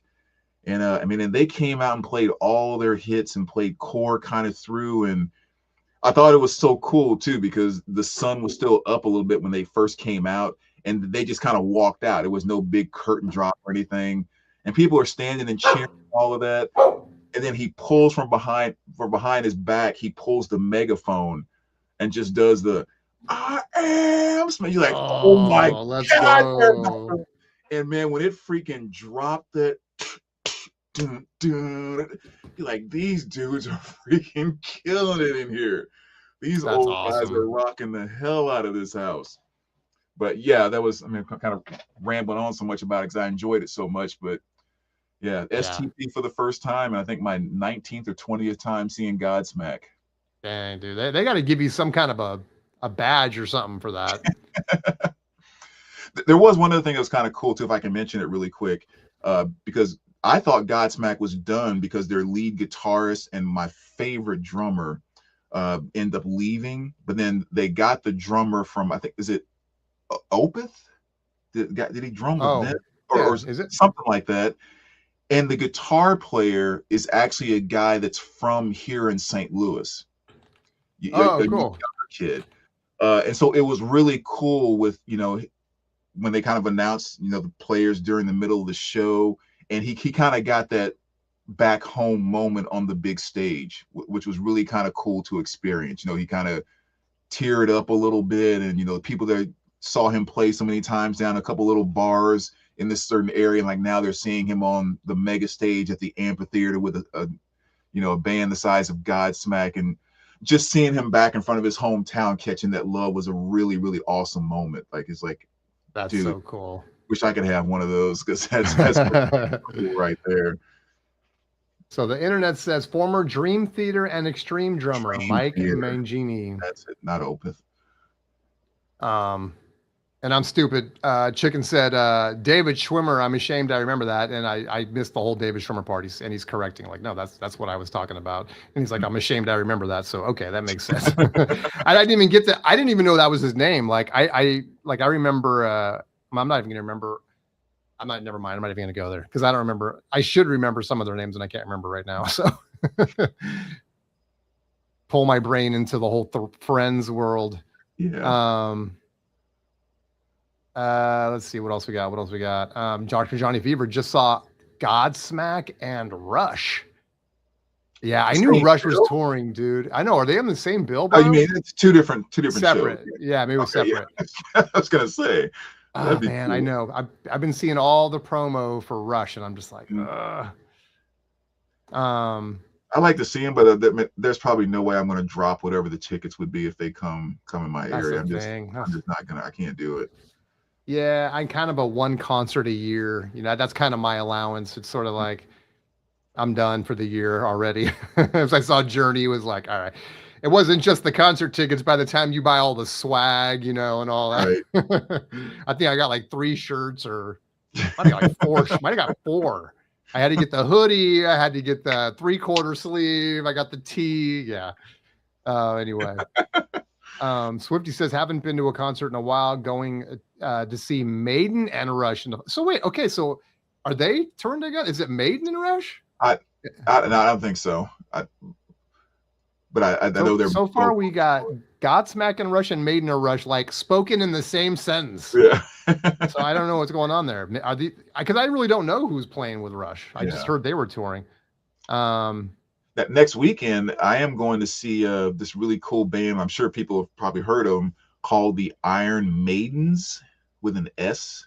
It's like these four chicks that basically do all Iron Maiden. Oh, that's cool. And they are fantastic. And it's one of those nice kind of $35-$40 and you're in, and you get to hear all the songs that you love, and they're played very well. And it's awesome ladies doing it. It's just like everything you could want to sit and stare at and listen to for an hour and a half. Couple hours, yeah. I'm looking forward to seeing them. Yeah, Iron Maidens. Play. Even I get that. Yeah. Iron Maidens, yeah. That's cool. Jeff Gutt is the new lead singer for STP, says Vinyl Guy. Mm-hmm. Pretty sure he came from that show X Factor. Oh, interesting. I like him. Sounds enough like Scott W without being a ripoff, yeah. He sure does. And Scott could sound so many different ways too. Just his own voice was so like, I almost don't even think of him as having like one voice, depending on kind of what he's singing. Yeah, it was kind of like a swag that he had, and I love it. Yeah, and that's exactly what this guy does. Is like he's able to present that same type of swag that Scott had. So it's again great front man. So that's worth cool to see. One of my favorite clips is of him. And I watch it whenever I just want to get pumped up because he's got the swag, dude. And the other thing is kind of cool that getting older and new singer and all of that, they haven't changed the tuning to any of their songs, which I thought was kind of cool. So he like I said, he's still hitting everything at the same vocal points, and that at least it sounded like they were playing everything at the exact same normal tuning or whatever, which I thought was kind of cool. Yeah. Now I want to find the song. What is the song that's kind of, I don't know if it has a pool or a woman with like a cap on her head or like a swimming pool. Which record is that? You're thinking about, actually, do I have that one on lo-fi? It's a song on that record that they do a live version. Right there. Yeah. What's the track listing on that? Trying to remember off the top of my head because it's not written on the back there. Oh, okay. What's the title of the record? Do you know the name of the record? I don't even know the name of that record. Tiny Music. That's right. All right, here we go. The name of the song is. Now watch. I'm not gonna be able to find it. I think it's. I'm not sure which one you're talking about. All right, now I'm gonna take the long way. Anyway, Tripping on a Hole. Yes, Tripping on a Hole. That's a sick song, but they do it live, and he comes out with like the red buzz cut. It's like dyed red, and he's shirtless, and he comes out and he's like doing. It's so good, dude. I could just watch like the first minute of that like over and over. Now, if there was one pet peeve I had about Stone Temple Pilots, it's like name your song after a freaking verse or like a line in the song. It's like they always want to name it something like you never even said that in the entire song. Like, why do you have to make it so freaking difficult? That's funny. Saw a great indie band, says Chicken, called The Beths in St. Louis. The Beths, okay, in St. Louis. Is it okay to say St. Louis? Do I sound like a total out-of-towner when I say out-of-towner when I say it that way? You sound like you're in the 1920s, yeah. Okay. Or St. Louis. I saw the Beth back in St. Louis. Okay, yeah, St. Louis a few weeks ago. Or you can say the Lou if you want to kind of be cool about it. Because you can't mess up. Like when you're talking about San Francisco, you got people that try to say SF. They say Frisco. The worst thing you can say is Frisco. If you want to try to get in with the people from San Francisco, don't say Frisco. But yeah, so yeah, it's funny. I'm sure every big city has their thing, right? St. Louis. That's cool. I don't know the Beths. Do you know who the Beths are? I don't know. Doesn't ring a bell. Indie band. So that's cool. I have to check them Where out. were they? A pageant. St. Louis. Oh, the pageant. It says chicken. Yeah. That's a pretty cool venue. Dr. Johnny says. No, go ahead. Oh, sorry. No, go ahead. So, well, I was gonna say quickly. I was just trying to go through the comments real quick. Dr. Johnny's saying that they are separate. It's not they're not both on the same bill. Yeah. And that was for Godsmack and Rush. I think, right? That was Dr. Johnny. Yeah. And then we got Swifty, same thing. They're separate. Well, dang, you guys are slaying out, man. That's cool. You're already beating. My thing is one show a year right now because the ticket prices are so dang high. I got to start seeing some double bills. Well, like a couple years ago, I saw Adamant and the English Beat perform, which was like my 13-year-old self was like just in heaven. So that was cool. You know what I'm starting to think now though is like the best bang for your buck is just to go see these freaking cover bands. Whoa. Okay, hot take. Like I mean, like seriously, especially some of these ones that are really, really doing it and doing it well. A prime example, if you ever check any clips of the band called Jump, which is like a Van Halen tribute band. You watch those clips, it is about as close as you can get in going into a time machine and going back and seeing Van Halen in the late 80s. I mean, wow. Nobody is Eddie, but they're playing the song to a note. The guy that's doing Roth is truly doing Roth. And I mean, it's like that for $40 as compared to, the 200 plus that you're paying for a lot of shows. And we have a lot that come through here all the time. Plus with Van Halen, you don't even have the option, right? So it's like, that's cool. Yeah. But that's where I've kind of started to find that stuff is well worth your money. It's not just a bunch of old fat dudes that, on the weekend throw on some funny looking clothes and just try to do a cover. It's like these people have dedicated themselves to being. I wonder if that's the same band. I was talking. There was a guy that we haven't talked in a long time, but he found me on like Whatnot or something, and we were talking, and he's like, my brother is in I think it was his brother. I'm trying to channel back like a year and a half ago, but something like his brother's in the band or something, a Van Halen cover band, and showed me a video of it, linked to it on YouTube, and I'm like, dang, man, it was hella good. It was really good. So yeah, I don't know if that's the same band or not, but I'm sure there's a ton of Van Halen cover bands, but yeah, that's cool. I always see those pop up too, like if you're over on like Facebook or something, you'll see like all the shows, like the B-52s is touring with Devo right now, which I'm like, dang, I already used up. So I'm trying to see if my girlfriend's like, hey, you want to go see Devo in the B-52s? Oh, how can you not go, man? I know, dude. And the only thing is I've seen them both already, but at the same time, it's like, come on, man. This is probably their swan song. Got to go see it.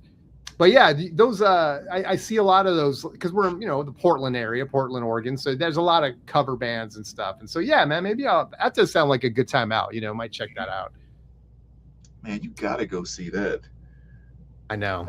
I'll chip in $20 towards that ticket. Well, that's what I was saying. I was like, dang, dude, I wish we could see it with Brandon. Like, that would be cool, man. If you had a way to get out here or something. All right, Vinyl Guy, the Lou or the 314 are acceptable nicknames. 314. 314. Yeah, my bad. Yeah, 314. I'm very used to embarrassing myself on this stream, so. Tokyo, another question. Who are your guys' top 3 today? Can you change your mind next week? I think, I change my mind all the time, man. Unless you get real deep, like when we start talking about, like if someone asks me my favorite band and you put a gun to my head, when I really say like, this is my favorite band, it probably is my favorite band. And I will probably always go to them. Even if I'm not listening to them, again, gun to my head, it would just be Journey. And it's like, I know Journey is one of those love them or hate them, people think of them as maybe a soft rock cheese. I don't know, but it's just, I grew up with it. Like that's the stuff that my mom was playing. I got so many memories when she went and saw them during the Escape tour, you know, and stuff. And it's like between Escape and Infinity and stuff, like those are just two of my favorite albums. And yeah, it's part of my DNA. Like we talk about this, dude. There's just stuff that's in your DNA that you can't even be objective and really don't have to be. It's like, I just love Journey, you know, I'm not even going to say guilty pleasure, but even though I know, you know, whatever, it's maybe a controversial take. Like, why is it Journey and not Led Zeppelin? Sorry, it's Journey. Like, I just love Journey. So that would definitely be my number one. We can go down the list. Okay, so what about you? What do you think we'll do three. Like, what's your number one? Well, guys, there's two things that I established as my number one. Mm-hmm. Band-wise, it's Godsmack. Like, that's just, I feel totally comfortable saying Godsmack's my absolute favorite band across the board, no questions asked. Literally got you back into vinyl and YouTube and all that. Just got me back into life, period. I mean, wow. Like, we really get down to it. And then the other favorite thing that I would say is, and I'll throw this on the side, and we can go back and forth with the bands, but I would say the album Rebel Yell. Not necessarily Billy Idol. I wouldn't put Billy Idol as one of my top 3 artists, but the album Rebel Yell is probably one of my top absolute albums of all time. So Godsmack as a group, Rebel Yell as an album. On cassette. Yeah, on cassette. So yeah, okay. I'll go Godsmack. Those are good. You can go. See, I'm going old school on all these just because, in fact, I got to think about my third one. But number 2 is just another no-brainer for me. This is the band when I was a baby, my earliest memories. It might be weird, but like I have little visions of like being a baby. Like literally I can remember like being on a bed while my mom was, you know, probably smoking weed. We were at, you know, somebody's house or whatever and throw me in the bedroom on the bed and everything, and music is playing. And for the first years of my life, it was Grateful Dead music. And I mean, it was Europe 72. It was Skull and Roses. It was that stuff. And again, it just got ingrained in my DNA, man. And I take it with me everywhere. And a lot of this too goes back to like why we do this show, which is just, it's the connections. With Journey, it's my relationship with my mom after my parents got divorced and stuff. And with the Grateful Dead, it's like even earlier when my parents were still together, and it was like, you know, we literally had like a Grateful Dead poster on the wall in our living room when I was like 6 years old, and they would come on and they do like a live show on television, and they'd broadcast it, and you see it in the, you know, you have to look in the TV guide, right? There was no on demand, there was no cable. And you'd wait up until the show came on at 7 or whatever, and you sat there for 2 hours, you watched the Grateful Dead and stuff. And so just all of that stuff, it's another DNA thing for me. So my second band is going to be Grateful Dead. Man, I don't know if I have the courage to pick a second band. Well, you know, you can change it tomorrow. Just, I mean, Tokyo's right. It's like the stuff is it's mercurial, right? It's like, it's always ever changing. Well, I guess like if I have to pick something right this moment, I'm going to kind of go back on what I just said. I am going to pick Billy Idol. Oh, okay. Yeah, I think as an artist, just his early stuff. Well, again, Rebel Yell just kind of came in and set the tone for me around all things kind of pop rock and new wave-ish and all of that. So it's kind of like everything that came in after that filtered through Billy. You know, so when you go back for everything from, you know, White Wedding and all the early stuff that really boosted him on MTV, and then even getting towards some of the latter stuff he's done over the past 10 years or so, like he's never stopped being Billy Idol, which I think is kind of fantastic. So yeah, if I have to say something right now, I'll go number 2. I'm going to go with Billy Idol. You got to give us yours too, Tokyo, and anyone else that wants to give their top 3. Yeah, no kidding. Put all the pressure on us. You got to speak. Come on, Tokyo. What's your top 3, baby? 3 is hard because I'm going to go to like my high school years, and this is where things really kind of. This is the one where it's going to change every day, and so I'm just going to pick the first thing that pops into my head, and it's just going to be influence-wise because Grateful Dead early influence before I could even talk. And then Journey when I was playing my Atari, you know what I mean? When my mom was cooking dinner and playing the records. And this is going to be the guy that I had the VHS tape, bro. And you know, I think you're going to know where I'm going. I wanted to be like this guy. I wanted to look like this guy. I wanted to dress like this guy. I could sing and dance like this guy at one time. Not anymore. But I got to go Adam Ant. I just freaking, there was a time, and that was so random. Like, no one I knew liked Adam Ant. No one even knew who he was. But we used to love going to the video store, right? And they had the VHS. I'd go to the music section, and that's where I'd rent like In Orange by The Cure, or the singles collection by The Cure, like all their videos up to that time. Oh God, I can't. What's the other one? There was another big one. I'm spacing. Oh, Depeche Mode 101. You know, it was out, and I'd have to rent it over and over. And the Adam Ant one, I rented to the point where my mom just bought it for me, and I still have it. And Adam Ant is number 3 for me. And yeah, still. And I'm so happy. Again, another closed circle when I got to see him last year. And then I got to see Journey this year. So yeah. Nice. And I saw The Cure back in the day. So I got to close all 3 circles. Oh man. I still never seen The Cure. That's one. Oh, and the Grateful Dead. I've seen them many times. So yeah. Well, actually, I think one that I'd have no problem putting in my top 3, which now that I'm thinking about it, could easily go there. Black Sabbath. Okay. I mean, from start to finish, there's never a letdown with them at all. You know, so I'd be more than comfortable saying that they can be in my top 3 bands of all time. Nice. All right, there you go. There's our top 3. God, I don't care, Tokyo. Let's go. Trying to weasel out. Let's go, baby. It is hard. Okay.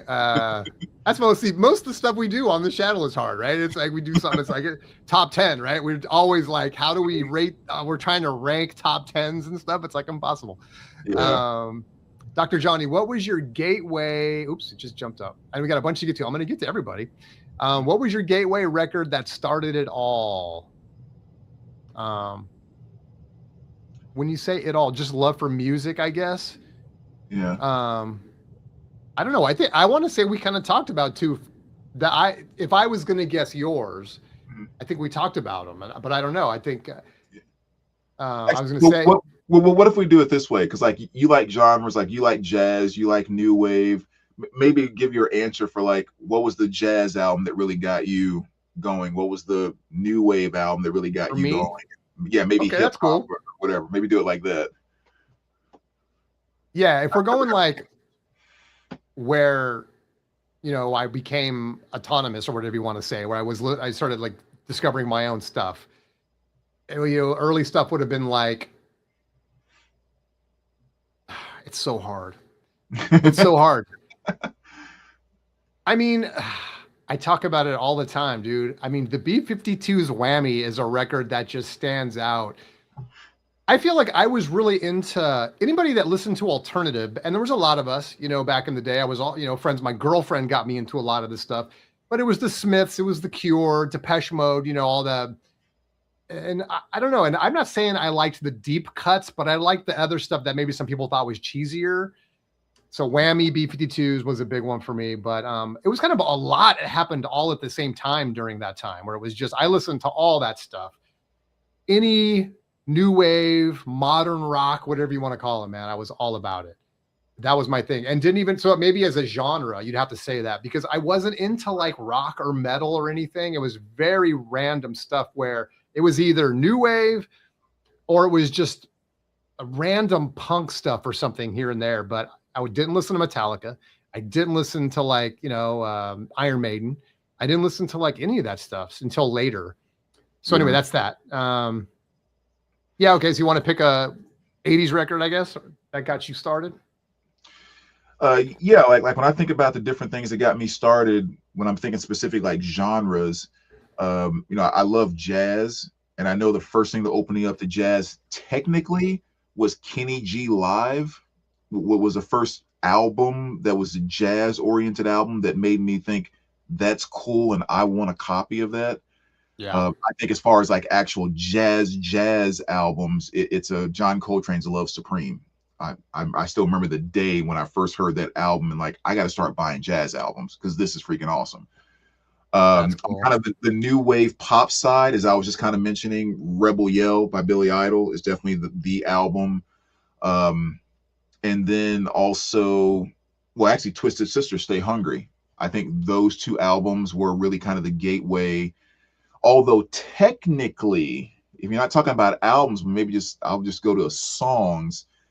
And I think I've told this story enough. I don't know if people listening here have heard it before, but I grew up on kind of the wrong side of the tracks in Southern Illinois and the projects and that type of thing. And growing up, all I knew was kind of R&B and gospel. And in the middle of my 5th grade year, my dad gets a job and we move over to Missouri, like in the middle of the school year. And all of a sudden I'm in a middle class neighborhood, from the projects, where nobody looks like me. And like, it's just a totally different, I mean, all positive, nothing negative, but it was just a new environment.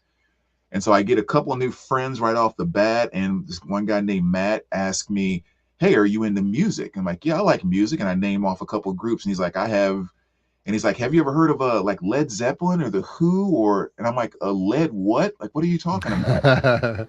And he goes, "I'm going to make a mixtape for you." It's like, yeah, Oh, that'd that's be cool. And so he hands me this tape. And I remember the first 2 songs on there was One Vision by Queen and Over the Hills and Far Away by Led Zeppelin. And I just remember hearing those 2 songs, and it was just like, I mean, and then after that, it's like, some AC/DC, Aerosmith. And I remember just my little mind was just blown. I was like, oh my gosh, what is this stuff? Yeah. And he was like, "I'll make you some more," because his brother worked at a radio station. So he had just an insane vinyl collection. He would go in his brother's room and just make all these mixtapes. And it's like, I'm getting Whitesnake. That's how I got introduced to Twisted Sister and all of that. So those 2 songs, Queen and Led Zeppelin, were my first 2 true introductions to that classic rock type of thing. But as far as albums and all of that, it was Rebel Yell and Stay Hungry by Twisted Sister. Yeah, that's And then cool. on the hip hop side, UTFO. I mean, I feel like that's the first group I really remember kind of digging into from this is a rap group and I want their next album. And yeah, UTFO. And then of course all the Fat Boy stuff and everything started coming right after that. You just got me already, dude. You already got me having to change mine. I screwed it totally up, dude. Is that like, yeah, before that, it was MJ, dude. I mean, Thriller. When Thriller came out, man, that was really the one that took it from like just listening to records. Even like I remember asking, my dad bought me a 45 of Joe Jackson's Steppin' Out. And that came, Nice. I'm probably like 9. And he's like, first of all, he's like, "Why do you want that record of all records, man? There's so much great music on there. You want to hear Steppin' Out by Joe Jackson?" I'm like, "Yes, dude." It was on the radio. I was so it was, it was cool. So, but yeah, that was asking for music. And then I asked for Thriller, man. And my mom got me the cassette that Christmas. And it was like, that really, like, all bets were off at that point. So yeah, I got to say Thriller. But then you're right, dude, because at that same exact time, it was UTFO. It was Houdini. It was the Fat Boys. It was Egyptian Lover. It was, I mean, oh God. And you just be walking down the halls, rapping and all that. It was so new. And people would be popping and break dancing, and the school dance, people would try to scratch on the cheap ass turntable, whatever. I remember a guy trying to scratch on this turntable that we had. You'd be in the whatever, the auditorium with a stage and everything, right? And they're up on the stage was like the music, and it was a record player and some speakers and all that. And one guy walks up there, he thinks, "I'm gonna scratch now," right? And he's like, just sounded like terrible. The needle was going everywhere. I was like, "Okay, dude, you don't know what you're doing. Just stop." But this is literally like 84 or something like that. So pretty early. But anyway, yeah, dude, that's my answer. That last answer was not my final answer. Actually, you're talking now. There's one more that came to mind for me, because at that same time, I was listening to glam metal because that's what was on MTV. So it was kind of like, that's just what was your rat and all this stuff like that. But the first thing I remember getting into from like the metal side, and even though this is not their most metal album or anything, but the first thing that wasn't MTV oriented was when that same friend Matt came over and handed me a copy of Somewhere in Time by Iron Maiden. And I Oh remember yeah, I getting that remember that tape, story. yeah, looking at the cover, and I so vividly remember saying, it does not matter what this sounds like. I have to like it. Like this artwork and just seeing that cyborg on the front of it, I have to like it. It's done. And my parents happened to be going car shopping that Saturday, and so we were riding around the station wagon, going to different car dealerships, and I'm just in the back seat, like, whoa. But yeah, that was my first thing that had something that wasn't spinning a video on MTV. That Yeah. That's awesome. I love that story, dude. I don't care what this sounds like. I have to like I it. have to like Because it. it's so true, man. You just see something and it's like, okay, I have to like this, dude. Like it's gonna change my life. I can't not like Iron Maiden because in the way, I mean, it's like Kiss. That's kind of how I felt about Kiss. And even though when it like I'm like, this is just too like blood, face paint, fire. Yeah, I have to like this, so yeah. I mean, I could have said Kiss. I mean, that goes back even way before MJ for me. Like that, just seeing that. I used to, my parents would buy me the trading cards, the Kiss trading cards. And my mom, I vividly remember sitting in the back seat looking at these, and then my mom looking at my dad going, should we be buying him these? Because I was literally like 5. And I remember, and I'm just, my eyes are bulging out of my head. And then I'd go over to, because I'd get dragged around to people's house. My parents would go hang out, and they'd usually have a kid, and they'd go play with the kid. And you'd go and, okay, what do you got? And I remember going over this one the girl's house, going in her room and stuff, and she pulls out a stack of Kiss records, starts opening up posters. And this is the first time I ever saw them not on a card. And I'm just like, oh my God. My mind was so blown, dude. And then 7 years old, I remember vividly, and I've told this story, my mom let me pick out a couple of Columbia House things. She's like, yeah, we're going to get the Columbia House, pick out a couple of records. I ended up picking out 2 8-tracks. One was the first Kiss album, and the other one was Donna Summer. I'm on the radio or something. Anyway, so yeah, I could have said Kiss. Okay, we got to get through these. What are your most collected artists on vinyl, says Johnny Fever. My most collected artists on vinyl are going to be Grateful Dead and Frank Zappa. Grateful Dead because I have everything. Frank Zappa because he put out over 70-something albums in his lifetime, and they just keep coming out. And I don't have a complete Frank Zappa, collection or anything, but I got a lot. No, in fact, scratch both of those. I got however many Grateful Dead albums there are, 20-something plus solo albums. I probably have 20-something Grateful Dead albums. I have 40-something Count Basie records. I love Count Basie, and so that's my biggest. That's my biggest collection. What about you, dude? Yeah, if we're talking purely numbers and not counting box sets, because I have like all 6 of the David Bowie box sets, so technically that'd probably be the most. But just individual pieces, it'd probably be John Coltrane would be number 1. I have the most of him, and then Kiss is probably number 2 of just the most individual pieces outside of box sets. Yeah. Nice. Yeah. What was your gateway record? We just answered that. What was your gateway, Johnny? And if you said it already, I'll get to it. Tokyo, do you mind me asking what years you guys were in high school?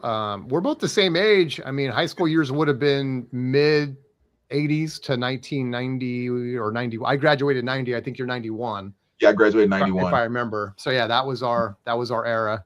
Yeah. Sorry, I'm like aging. I should have got permission before I started aging you, but all my fave tunes I associate with a babe, so I can't listen to anything anymore. Oh, that sucks, Alzine. That's the worst, man. You gotta watch that sometime. It's nothing worse than getting a negative memory connected to an awesome song. That's the worst. It's the worst, dude. It's like when you eat something when you're sick and then you can never eat it again, Right. Oh, man. All right. And then we got Chicken. My current favorite artist, Magdalena Bay. I'm 47, so I'm way past their demo, but their music is amazing. Okay. That's cool. Magdalena Bay. I don't know who that is. Only Magdalena I know is from Is that a song by oh my God, Book of Love? Is it Book of Love? Who? Book of Love? Book of Love. No, that's Modigliani, not Magdalena. How do I know Magdalena? Anyway, so Magdalena Bay, that's cool. I have to check that out. Outside the 47-year-old demo. So Swifty, Rainbow, Sabbath, UFO. That's cool. Oh, big okay, so Rainbow #1. That's cool because I don't hear about a lot of where Rainbow is like someone's #1 deal. So that's cool, dude. Yeah, Tokyo. I'm just getting to the part where you said it was hard, but I see that you did answer. Salt Zine, Pat Metheny Group, Frank Marino, and Howard Jones. Oh, those are cool, dude. Yeah, I got heavy into Pat Metheny a few years ago. I was kind of like branching. I've been listening to jazz forever, and I kind of wanted to start getting into some of that more Pat Metheny type stuff, And so yeah, I got into him too, man. He's cool. And then Howard Jones, of course, man. What is Love, dude? I mean, when that song came out. I still love that song more than anything on the planet. Yeah, he has great stuff. All right, Tokyo's going ahead. Here he goes. Velvet Underground ? #2 Beatles. #3 Fish Dead. Oh, Fish/Dead. Okay, sounds like someone else I know. I have not. There's a whole video of me trying to get into Fish, and it's like it's just. I kind of did, but then I kind of gave up. So maybe I'll try round 2 again someday. But Velvet Underground, yeah, that's awesome, dude. Wait, here's a question. I don't know what's popped in my mind. What would you say is one of your most like underrated gems of an album? Just like an album that you think belongs aces high, but it's kind of nowhere near there. Oh God, I might have to think about that. Do you have one in mind? Yeah, or something.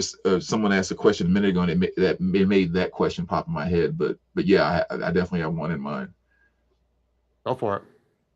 Oh well, my answer to that would be "Western Stars" by Bruce Springsteen. Oh yeah, I've heard you talk about that. Yeah, I think I have yapped about it quite a few times. That's a top 3 Bruce Springsteen album, and nobody talks about it. Like nobody talks about it.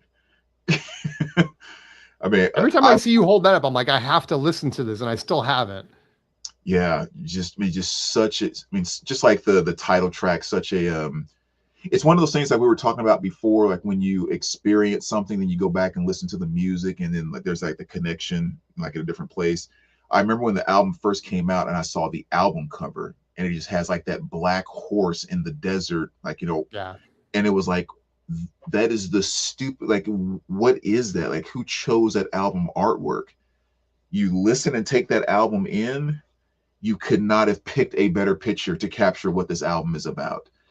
It's just this awesome Western, amazing storytelling, but it's not like country Western grooves. It's like Bruce Springsteen doing songs that kind of have a little bit of a country flavor to them, but the drama that's brought in with the strings that are in those songs is just mind-blowing. I mean, all right, I gotta check that is the most underrated album. It truly is. Yeah, I feel like I have a bunch. I don't know, the one I'm thinking of, because I've named the Grateful Dead is my second favorite band, and Tokyo is #3 favorite band with Fish. Is I gotta go, since I'm on the Grateful Dead kick. So if you listen to the Dead, you'll know what I mean.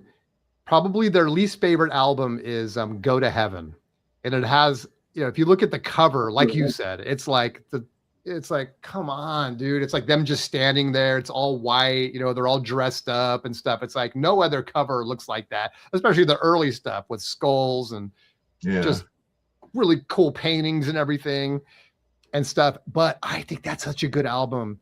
Yes, it has Brent Midland, who was their keyboard player at the time, but he writes 2 of the tracks on there I think are very good. So to me, that's underrated. And when I listened to that again a few years back, and I hadn't heard it in a while, and it was kind of the one where I'm like, okay, let me see refresh my memory. Now, I might be slightly biased because my mom was playing that when it came out, and so I remember it in the background. But I think that's a sleeper for people. I think if, it's not one I would recommend. Well, I don't know. Maybe I would. But I don't know. I was going to say I wouldn't recommend it to people that don't already know the Grateful Dead. But who knows? The entry point could be anywhere for people. But that's going to be my pick. I think my hot take is Go to Heaven, the Grateful Dead, man. Worth another listen. Nice. Ultravox, Liebach, and OMD. Ultravox and OMD I'm hanging with. What's Laibach? You know that band? That's Michael Elliott. Spell it again. I don't have the thread up in front of me. Laibach, Liebach, I guess. Sorry if I'm totally screwing this up. Yeah, I see the dude on here, active since 1980. I've never heard. Maybe that's, I was gonna say maybe more, it's a rock. I don't know. I'm not familiar with that. That's cool. But I love that you guys share this stuff because it always makes me, I make a note of it and then I have to go check it out.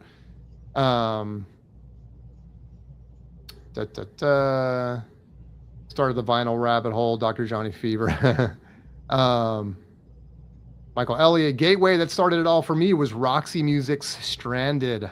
I was a young teen and a neighbor handed me the album, put it on, and my life was changed. That's so cool. That was like what it was like. You know what I mean? Like you weren't sending a Spotify playlist, right? You had to hand somebody a tape or a record, go listen to this, and it was a physical act. Used to love those days, man. That's so cool. And when you take cover art, like those Roxy Music cover arts, and someone hands you that on a 12x12, it's not the same as seeing it like this on your phone. 100%. 100%.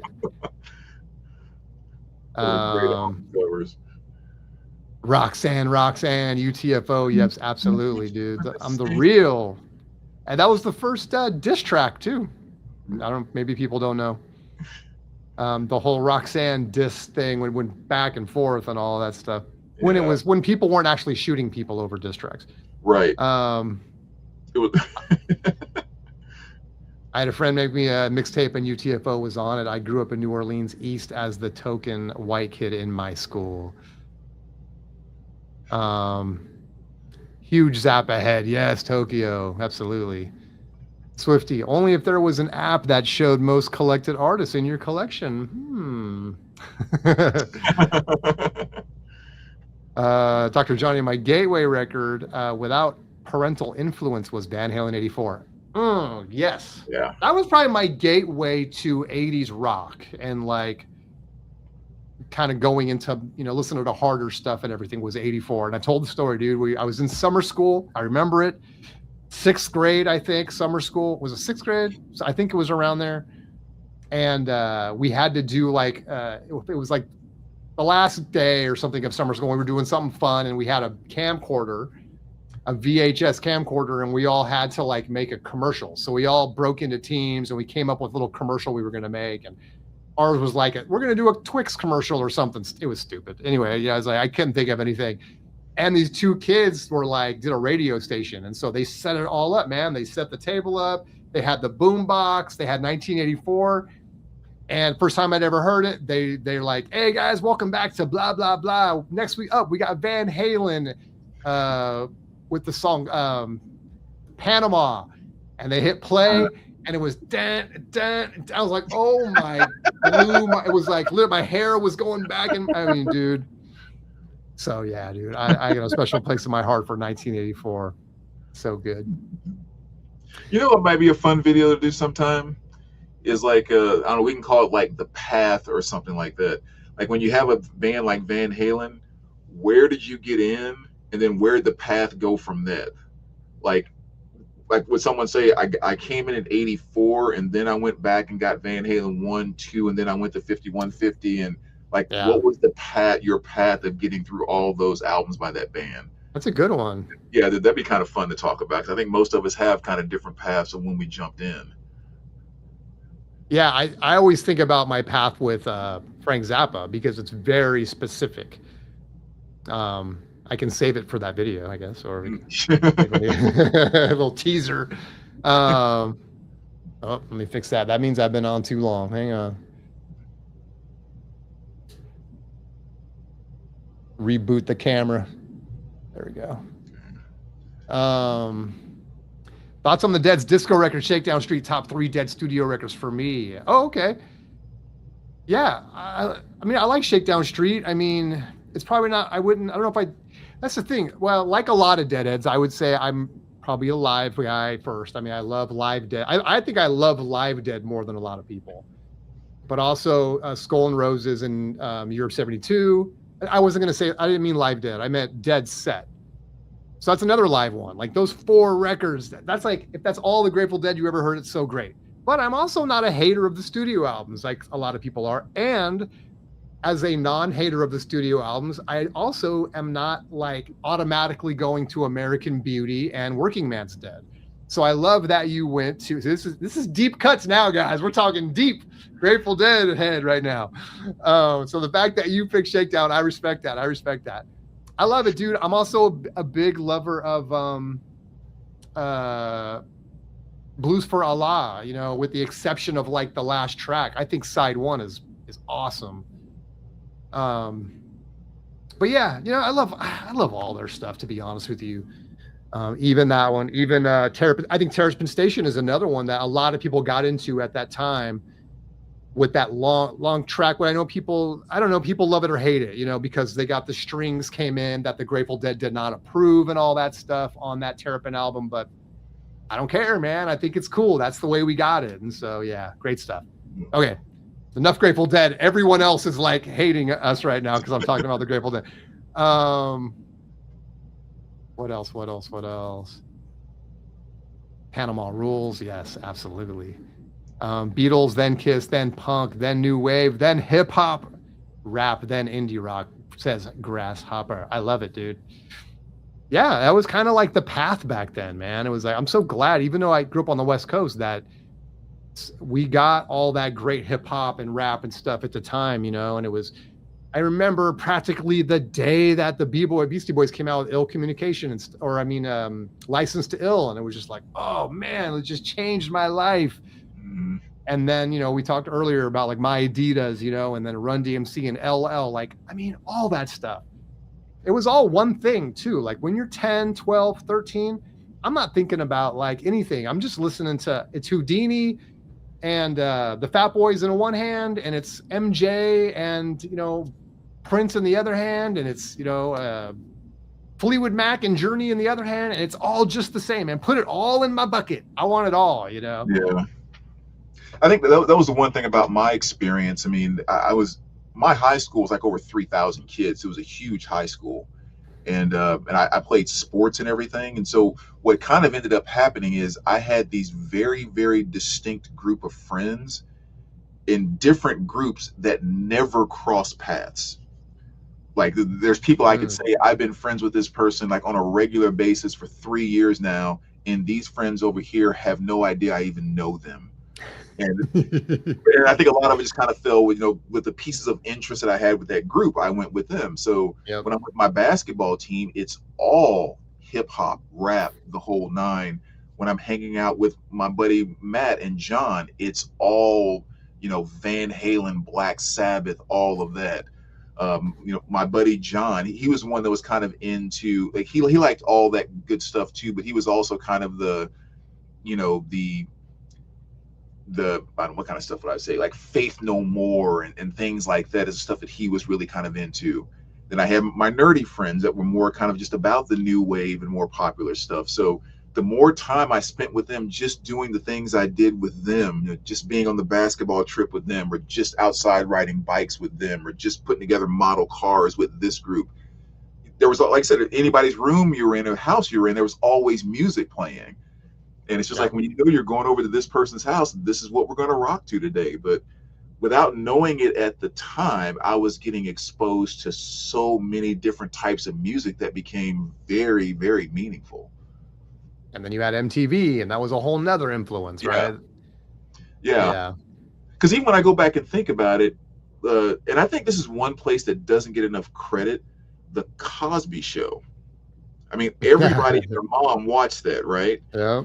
And the one thing that, even though I may not have known it at the time, the one amazing thing that Bill Cosby did on that show is he inserted so much Black culture without being all in your face about it. You know, like he didn't have to make it a black thing. It was just, here are some beautiful, amazing things. I'm just going to put it out there and, you know, pick up on what you pick up on. Yep. And so he would do that, like with the colleges and like the shirts that he wore. And but I always remember whenever he was putting on that jazz music, if it was time for him to try to romance Claire or something like that, like I remember in a sentimental mood. I remember hearing that on the Cosby Show, and again, I didn't realize at the time, but I'm like, that's freaking awesome. I have no idea what it was. I never was really in or knew Ray Charles. My parents just didn't play a lot of that for me.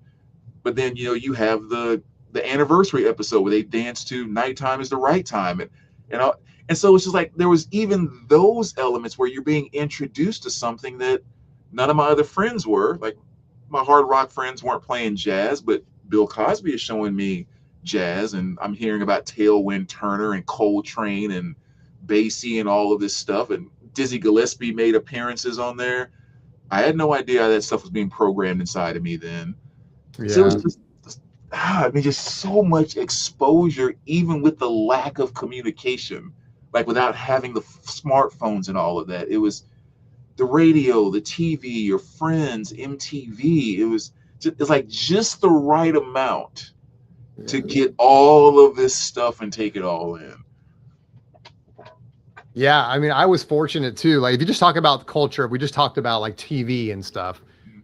I was watching, among other things, but I mean, I was watching What's Happening. I had to catch every episode.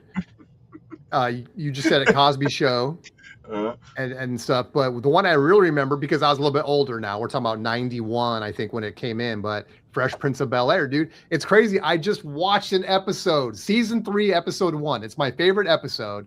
I was watching it last night. I was showing my girlfriend. I'm like, okay, I'm taking a break from Love Island right now. Okay. I need, because that's what we watch Love Island endlessly. I'm like, I'm watching some Fresh Prince. Put on season 3, episode 1. I love it. It's so good, but there's so much great culture in that too, man. With Uncle Phil, you know, and stuff. And they're listening to, like, they're singing War, Spill the Wine and all that and everything. Mm-hmm. And of course, Will, I mean, bringing hip hop culture and all this. And the IB Blackman brand, all the stuff that he wore. And I wanted those like colored leather jackets from the early 90s that like Arsenio would wear. And it's just like, man, I was telling, you know, so anyway, I've told all the stories, but it's like, as much as like I wanted to be like Adamant, I didn't discriminate. I wanted to be just as much like Will Smith. I wanted to be, you know, these are all people that like, who I am now, like stuff that just comes off the cuff, right? When you're just talking and having fun with your friends, like right. I'll just say stuff that I got from, and like, in fact, we're watching last night's episode and Will said something and she's like, oh, that's where you got that. I'm like, it was so funny. I'm like, if we just binge watched Fresh Prince, you're going to see a lot of stuff, dude. You're going to be like, wait a minute, I know this guy. But yeah. Yeah. That was good stuff, man. Oh my gosh. Such good times. Couple more comments. 5150 says Saltzine, my fave, because it's about going out and making it happen. Just what I was doing, moving to Colorado Springs on my own at 20 years old. It's all about the memories, man, and like what that thing tied into. I love it. 5150 is so great. I mean, it's going to mean something different. That's the other thing too about music, man. It's going to mean something different to everyone. Mm-hmm. I can't sit someone down and be like, oh man, go listen to Journey Escape. It's going to make you think of this, and the other. No, that's my memory. That's my DNA. Like, you might like it probably for totally different reasons, you know? 5150, great. I mean, I don't have that experience with it. I came to it later, but I mean, I always get this wrong, but it's like the difference between Sammy Hagar and David Lee Roth was going from Ain't Talking About Love to how do you know when it's love? What? Yeah, whatever. Right. Yeah. Okay. Yeah. So it's like, total, like one is all about the sexiness and all this. And the other one was more about the love. Yeah. But I say it with total pride too. 5150 is my favorite Van Halen album. I know. Without question. That's awesome. Banger. That is the one that's the one Van Hagar record I even own. I know I need to go get OU812 and keep kind of expanding my horizons. I love every single David Lee record. I think they're so great. And 5150, I put right up there with all that stuff. But that's about as far as I go. Yeah. That's like one of the only things I don't like about the whole David Lee Roth and Sammy Hagar split thing is that there's so many people that don't view that as one catalog of Van Halen. Yeah. Because like I feel like if you always kept that in mind, your mind cannot be more blown that a band can start like that from album 1 to their last album, and it's that incredible up and down. That there is something extremely special about that I feel Van Halen does not get credit for because of the I'm a Roth guy, I'm a Hagar guy. Right. I mean, yeah, you're right. Every Roth album, every freaking Hagar album, I mean, just all fantastic. Yeah. Yep. I can't pretend to know all that Hagar stuff. I got to get out there. Stevie Grasshopper says Stevie Wonder with the sampler on the Cosby Show. Mm-hmm. Yeah, I mean, as much as I watched Cosby, it's less in my memory. Like I don't remember about all that stuff with it. Unfortunately, that was the one where they got into a car accident with Stevie Wonder, and then he invited them down to the studio. And while they were in the studio, he was like, "Oh, that's okay." Yeah, I remember that part. Yeah, jamming on the one. Remember that? Yeah. That's right. I don't remember that. I forgot about the car accident part, but yeah. Yeah. Ah, it's so good. Yeah, but I mean, like I said, he had Dizzy Gillespie was on the show, like Lena Horne was on the show, and he was a huge jazz head, right? Wasn't he? Yeah, huge. And he never made a big deal about it. It was just the next episode, here's a character, and you experienced something you thought was awesome. And like, oh, I just got introduced to Lena Horne. I had no freaking idea. Yeah. I just got introduced to Dizzy Gillespie. I had no freaking idea. He was a genius at that. So good. So cool. Swifty, like Sabbath, Van Halen was 2 different bands, in my opinion. You can like one more than the other. Definitely. Sabbath is another one. I hate to admit this, but it's like I'm an Ozzy guy, when it comes to Sabbath too. And if I'm being honest, like I don't have my Sabbath on lock. Like there's a couple albums I know more than others and stuff, but I'm not like even though I love their music, I'm not, and I've seen them twice. I'm not someone that has like, I don't know. I'm not super familiar. I couldn't just sit here and tell you all the music on the records and stuff, but what do you think about that? Do you think you look at Sabbath different than you look at Van Halen? Is it 2 different bands? I don't think Sabbath splits as hard for me as, I mean, actually Van Halen doesn't split for me, but I just, okay, I'm kind of answering it for other people. I need to answer it for myself. I'm trying to answer what I think other people think. I think for me, Sabbath only splits away from like Dio and Ozzy are Sabbath. Everything outside of Dio and Ozzy doesn't feel like Sabbath to me. So I don't have a clear split of just a split just away from Ozzy, but Dio and Ozzy are together with me with Sabbath, and everything else is kind of, that's definitely different, definitely moving in another direction, blah blah blah. Cool. Yeah, I mean, to me, the only Sabbath I know is Ozzy, if I'm being honest. Like I just haven't dug into it that deep. I mean, like Heaven and Hell, Mob Rules. I mean, like that was a perfect fit for what Dio was. It was, and I like Dio, so it's like I think if I start to dig into that stuff, I'm probably gonna like it. Yeah. Let's see, Grasshopper. The Zero the Hero video blew my mind as a kid. Which one's that? You know what that is? It's not ringing a bell. Is it Zero the Hero? Dang it, I hate that. I hate when people bring stuff up that we don't know about. There's so much of it. I was just kidding. I'm totally kidding. Like that happens all the time. Oh, it's on the Born Again or the Sabbath. That's a Sabbath song. Yeah, I don't remember the video for that. Yeah, I mean it's off of Born Again. Born Again, but I don't remember a video for that. I guess I need to go check it out. Swifty Cosby Show Cosby owned a record label in the late '60s. Deep Purple's first few records were released on it in the U.S. Okay, I didn't know that. It's a deep cut. I think the Deep Purple guy is the singer. Says Grasshopper on that Sabbath song. You mean or? Oh yeah, Ian was he was the lead singer on that album. Oh, okay. So yeah, that was him. Clueless when it comes to that. Ian G. He was a good vocalist. So I don't think it totally worked on that album, but I mean, he's legend.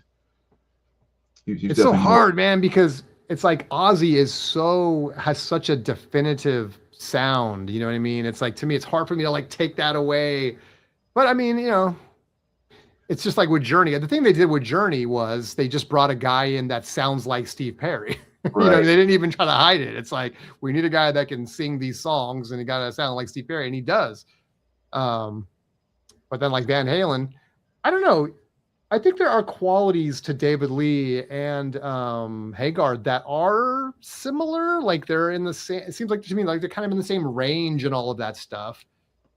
And sometimes I hear Sammy and I think that's kind of David Lee like, but then I also hear Sammy's early stuff and I think they almost like came out of a similar mold. I'm not saying, I know David, I'm not comparing them because their energy is different. David Lee has a lot of vocal isms that he brings to the music that is different from Sammy. Sammy's maybe cleaner voiced but there's just, the roots feel similar. You know what I mean? And I don't know if the same could be said with Black Sabbath, at least the stuff I've heard after Ozzy. I don't know. What other bands? I would kind of say like maybe somewhat similar to what you're saying. They don't quote unquote sound the same, but even though they're doing it completely differently, they're both projecting the exact same energy. You talking about Roth and Hagar. Yeah. I'm not saying exactly. I'm not saying they sound the same, but I almost feel like either could have sung those songs their way, but it would have made sense both ways. Yeah. That's a creepy video. We have to check out that video now. In Toronto, Much Music played the Hero video a lot. Cool. It might be one that we see and we're like, oh yeah, I remember that. Yeah, the video. That happens all the time. I remember the song, but the video is not ringing a bell to me at all. Swifty says production was so dark and. Sorry, didn't mean to interrupt you. Oh no, I'll check it out. I'm gonna check that out after this. Yeah, me too. Production was so dark and doomy on Born Again. It was great, says Swiftomatic. Okay, I gotta hear it. Yeah, I mean, that album cover freaks me out. It's like monochromatic and stuff. So it's innocuous enough until you really put your mind in, I don't know, you start thinking about, you know, a baby demon and it's like, oh, okay, you know, so that's kind of creepy, man. I mean, there's been way creepier imagery on metal albums, but just the idea of that dude, yeah, it's like, dang, he's got fangs and everything, man. Mm-hmm.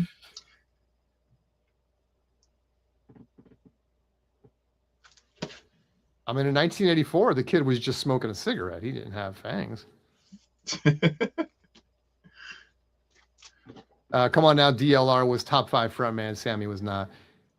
Yeah, I know. And, you know, the thing about, I hate to say, I feel like I have to defend David Lee in a lot of ways because people always say he's a great frontman. He's a great showman, but he was also a great singer. I'm not saying he had a great voice. You sent me the acapella David Lee and, you know, and all that. And I know, look, I mean, people are going to be like, what the hell? It sounds like some kid that doesn't know what he's doing. But, and I've said this a million times, you don't have to have a good voice to be a good singer. He is kind of epitomizes that. I get it.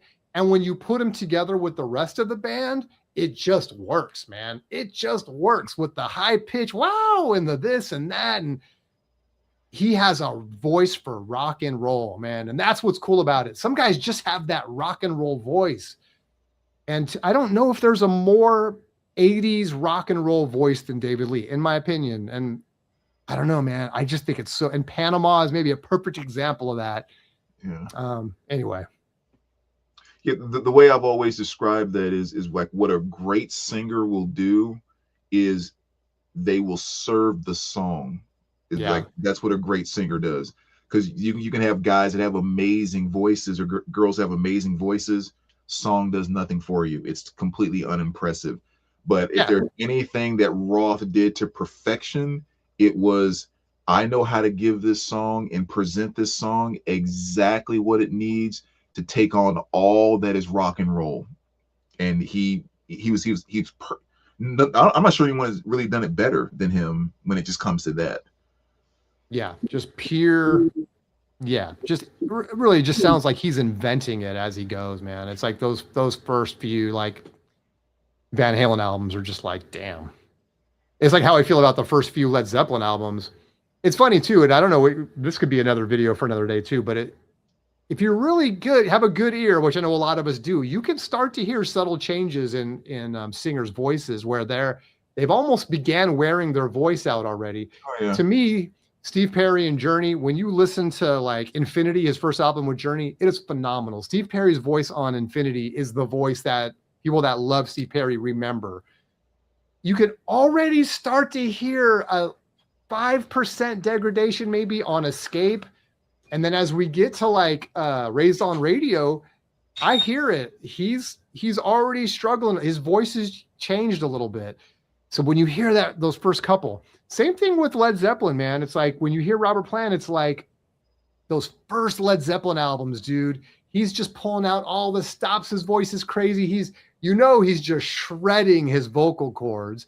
And those later albums, you hear him start to tame it down. Now that might have been a style choice. I don't know, but when you hear his solo albums, he almost sounds like a completely different singer.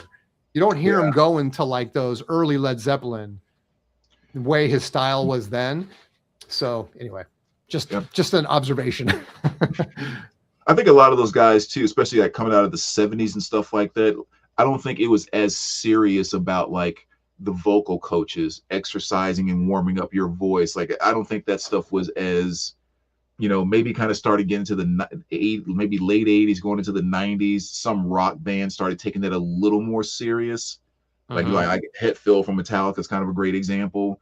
But yeah, I think most just like drank and partied all night, then got on stage the next night and just let it rip. And I mean, it's a muscle. It can only take so much. Just like every athlete wears out, long before their time, that muscle's can wear out the exact same way. 100%. I mean, I wore mine out. I can't sing for shit now.